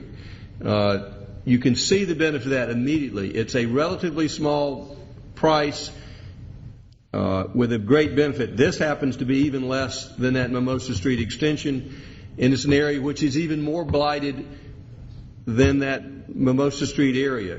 I believe it would be a great project, and I hope the council will seriously consider it. If I may just follow up. I got two hands up. If we could get that segment done, we've already committed to the Mansell Road extension. Colonial Park's already there. You basically could go from Warsaw all the way around up Mansell, around the bend. So it's a significant piece. I'm going to call upon Councilmember Becky Wynn first, because she's on the Transportation Committee, Councilman Orleans. Not that you didn't have your hand up. Thank you, Mr. Mayor. I do have a question about Sway Branch. She was a woman. Mr. Asenbrack, you said that there would be a piece of cake except for the little environmental issues. What about right-of-way? Do we own the right-of-way to be able to connect Sway Branch to Marketplace? We do not own all of it, but it is a small gap. There's just what's considered what's considered a small gap? A couple hundred feet. I don't have the details here in front of me, but as projects go, it's very. There's not a lot of difficulty in making that connection from the Marketplace to the Sway Branch. Okay. I could, as we design this, all those things would fall into place right now. But I think our estimates are pretty valid as far as what the. Mr. DeMarco on Steve's staff did look at the right-of-way cost, and we did take all that in consideration when we came up with the $291,000. So the $291,000 does include right-of-way. Okay, I have a question for you, Ms. Field, please. If this council decides to go with, I'm going to say any project, I'm going to be very general, I'm not going to say Sway Branch, any project, and that project does not meet the deadline of September 30th, 2010, do we have to give the money back? Yes, and we have to also meet the deadline of having it under contract in 120 days. So let's take Sway Branch, for instance, then, and I'm just playing devil's advocate here. Mm-hmm. Let's take Sway Branch, for instance, and we have a glitch.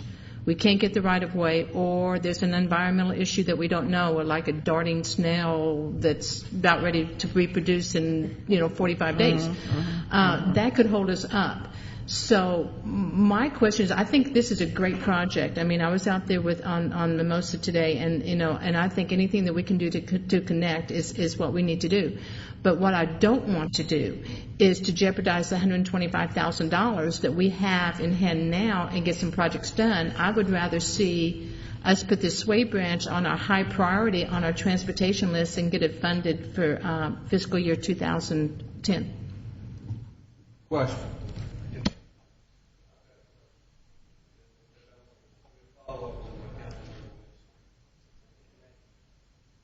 I understand that the problem is that we're not sure that the real glitch is maybe we can't get the right of way in time, or the environmental permitting, and we don't really know what that's going to take. You never know, Mayor. Honestly. Good point, Councilmember Orleans. Sorry. in reading this, my initial reaction was to try to go with the Sway Branch connection there. And I realized we'd jump in the project above other ones, but we're still getting 25% of it that we would not have gotten otherwise. But my question is, if we made a decision to go with the Sway Branch item tonight, and we see in a certain timetable that there's going to be problems, can we switch out for a different project? Well, in 120 days, we should be under contract with the engineering and the survey. Right. So, then it would be rather tough to do that, because they're going to advertise with a certain project in 2 weeks, they being Fulton County. We're going to move forward with that. We're going to start advertising. We're going to award a contract in 120 days, all predicated on that chosen project or projects that we're going to hopefully.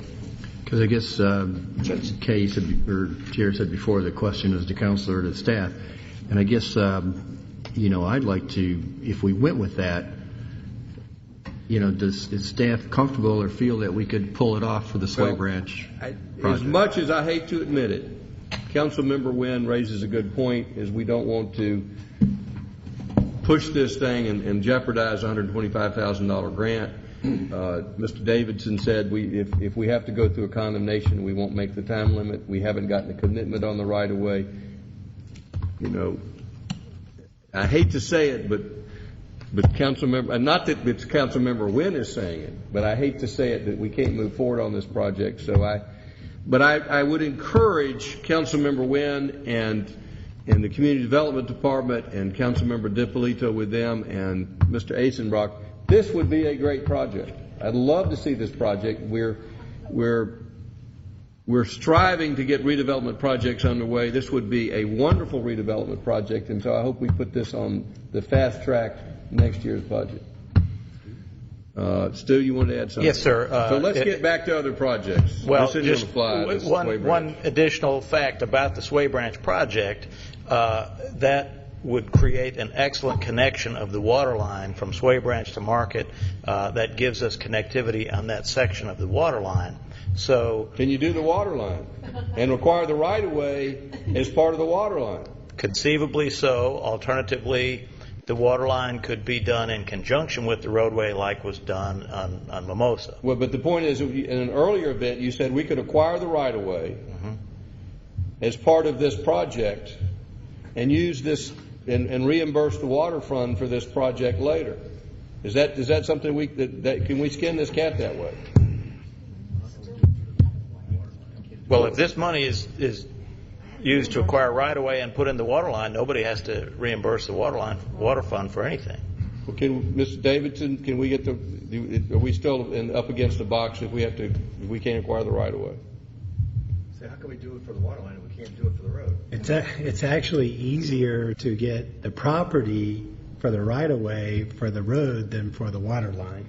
So you think this is a risky venture to move forward with the water line there? If we have to have it under contract in 120 days, I don't know.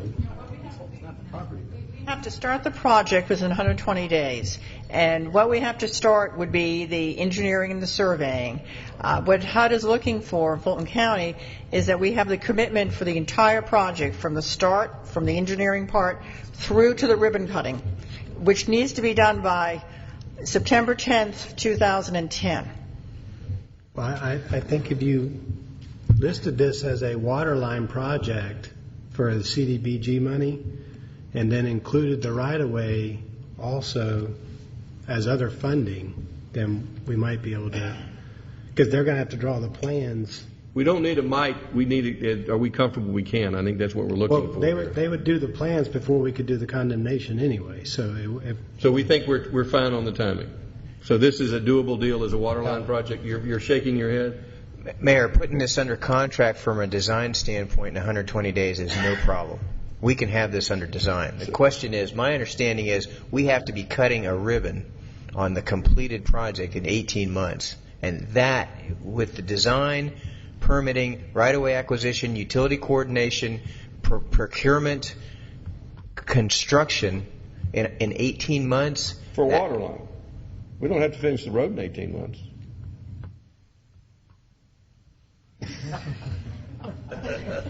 I'm trying to get an answer here before we go to other questions from staff. And I don't want to do something that's impossible. I'm just trying to see if the way to skin this cat, and I'm trying to get your thoughts out here. Well, yeah, I mean, I think the best alternative, what we had figured on the waterline projects that we had proposed, is a design-build alternative to be able to get the whole thing under contract. So we would approach it that way. That would be more challenging with respect to the road because of all the grading and stuff that would have to be. So you don't think we can do it? But you think it would be a stretch? We could definitely do the water line. The question is, can we do all the right-of-way acquisition in connection with the water line? That's, I think, a legal question. Is that a legal question? Again, if it's a combined project and we're just using it's going to be kind of dicey how we'd have to do it, but the CDBG money would have to be only for the water line, but the design would have to be for the whole project is what I'm understanding. The condemnation for a road, we can, if we have to condemn, we can condemn for road purposes immediately, and then we just fight over the dollar amount. The real question before we get on, we've got lots of questions from council. Is it viable to pursue this as a water line project, or is this too dicey?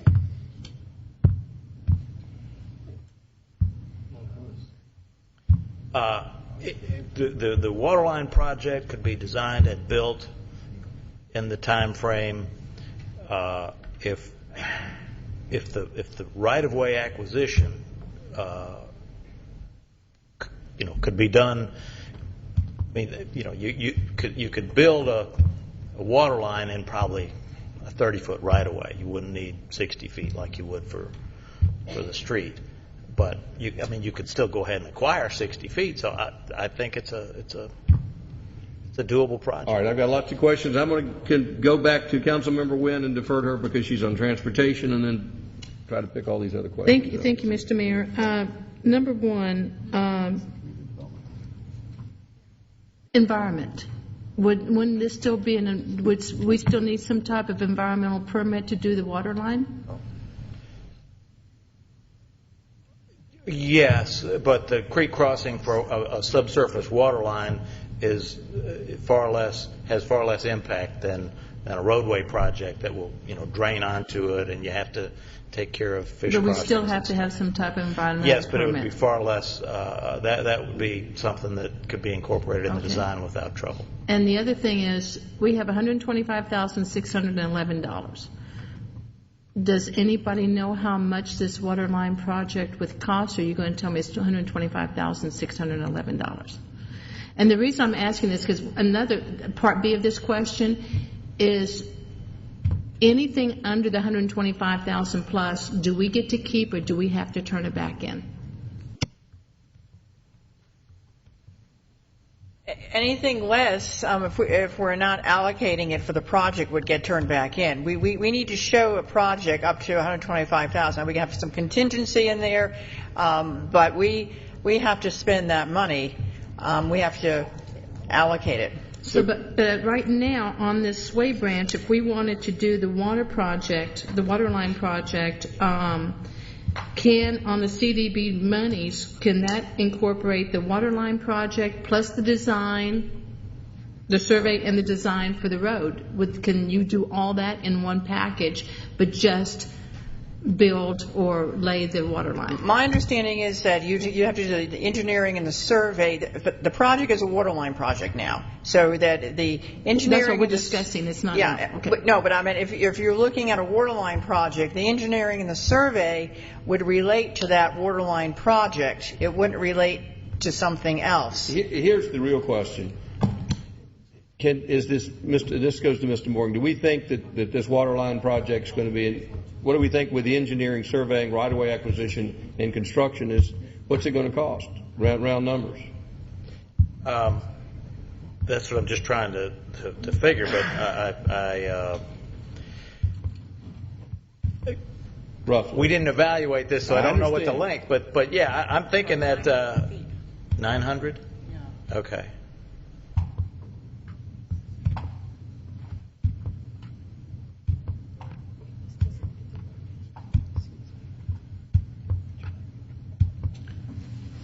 While you're calculating, Stu, Kathy, do we know who owns the property that we would have to get the right of way from? And No, I don't know exactly. I haven't looked at the property map.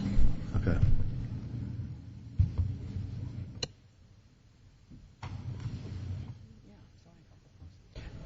I think the design and construction could be done under $100,000. So that would leave the remainder for right-of-way acquisition. And then we could, and if we're not sure, could we allocate another $20,000 for this this drainage problem we've got, a safety issue? Say $20,000 to that and $100,000 to this, just to make sure we covered all our. We didn't leave any money on the table. Questions?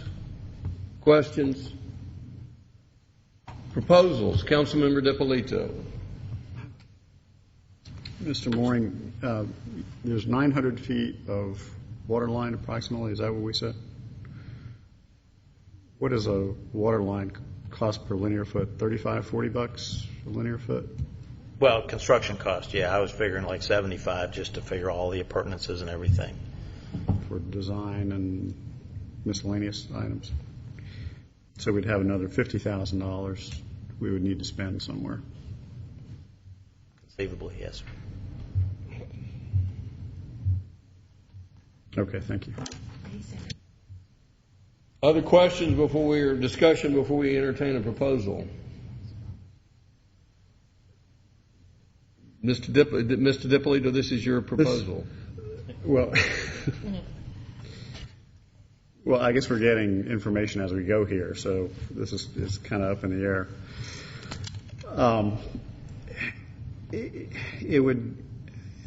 It would seem to me that the missing piece of information here is that we may have potentially other water line projects or other projects in the CDBG area that cost more than $125,000. Is that the case?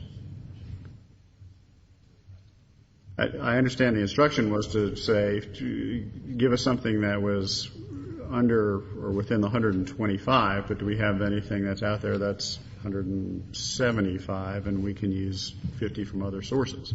That would be a better use of funds, and that we wouldn't have to guess and figure out. Hopefully we can get it done in time.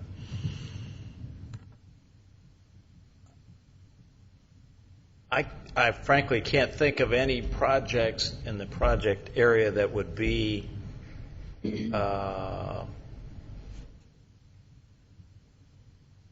of more significance than this project, this Way Branch to Market place. From a water line standpoint? Yes, sir. And I think they didn't look at that because they were thinking in terms of replacements.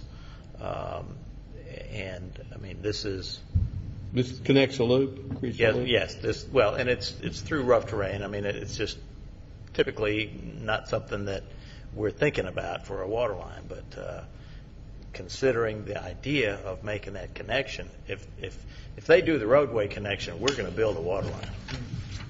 So, but why not reverse the order? And just to clarify, Ms. Field, we need to commit, regardless of what we do, for entire projects. Is that correct? So in other words, if we have a water line project, we need to commit for the design, the engineering, and the construction. Similarly with the road, we can't throw in the right-of-way for the road on top of the water line project and claim it's right. That is our understanding of they want you to encumber the money for the entire project, not start to finish. Right. Unlike the other CDBG programs where you can just do the engineering and the surveying or the acquisition or whatever. They're looking at entire projects here, job generation. Okay, thank you. Councilmember Laurie Henry. When is this application due? It's due, they're looking to advertise between the 23rd and the 26th, which does allow for an additional meeting if need be. We could call a special call meeting. Right. And here's my question. You all seem to be very hesitant to committing on whether or not this can be done in 18 months and you all can pull it off. So if you aren't comfortable committing to that this evening, I would suggest that maybe we give you some time so that you can stand there on firm footing and say, yes, we can have this project done in the 18-month time frame, and we're confident we can do that. I would feel more comfortable to put it off, and then, or perhaps have a plan B also, because this, this is I've been around for about 7 years, and I've never heard of the Sway Branch project before. It sounds like a great project, but you can tell we're at a loss up here as well as you are, so I would suggest we take a little time and do our homework and then come back when we all feel a little bit more comfortable. Caleb. Kathy, it's my understanding from a conversation this afternoon that we have to let Fulton County know they wanted our minutes of the brief by Friday morning, this Friday morning, not next week. So we need to make sure that we would have that ability to let them know Monday. We do have a committee meeting Wednesday. If we could get the information, and we can add this as an addendum if the council would allow us to do that to get some more information. But my last information this afternoon that may be was after my previous information was that we could have waited until the meeting on Monday night. But mine yours was might late have, this afternoon. yeah. I don't know who's got what, but I just want to get that out there because I did not. I'm hearing a motion for deferral coming on. Do we have a motion for deferral? We can bring it up for a vote at our committee meeting on Wednesday morning. Would that be binding, a committee rather We'll than call a council special meeting? call meeting at the committee. We can advertise as a special call meeting at committee. And We can have a special call meeting at the tail of it or beginning of it. on Wednesday, if we hear that more time is needed and available, because I know there's a couple of different versions, can we call special call meeting for Monday at Wednesday's We meeting? can call one every day of the week. Life's good. Does Wednesday give you all enough time to answer some of these questions? More than they got now. Yes, that's what you got. Move to defer. Motion to defer. Do I have a second? All in favor? Done. Adjourned.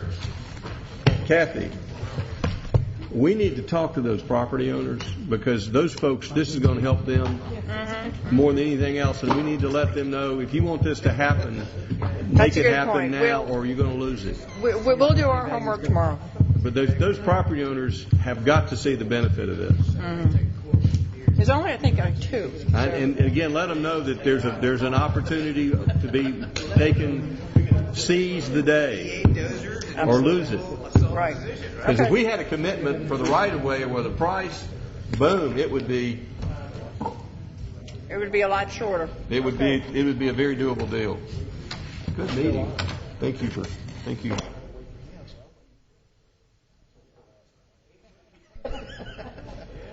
Actually, it was you. Joe, we got Joe all this equipment. I thought it was too. We'll get your questions about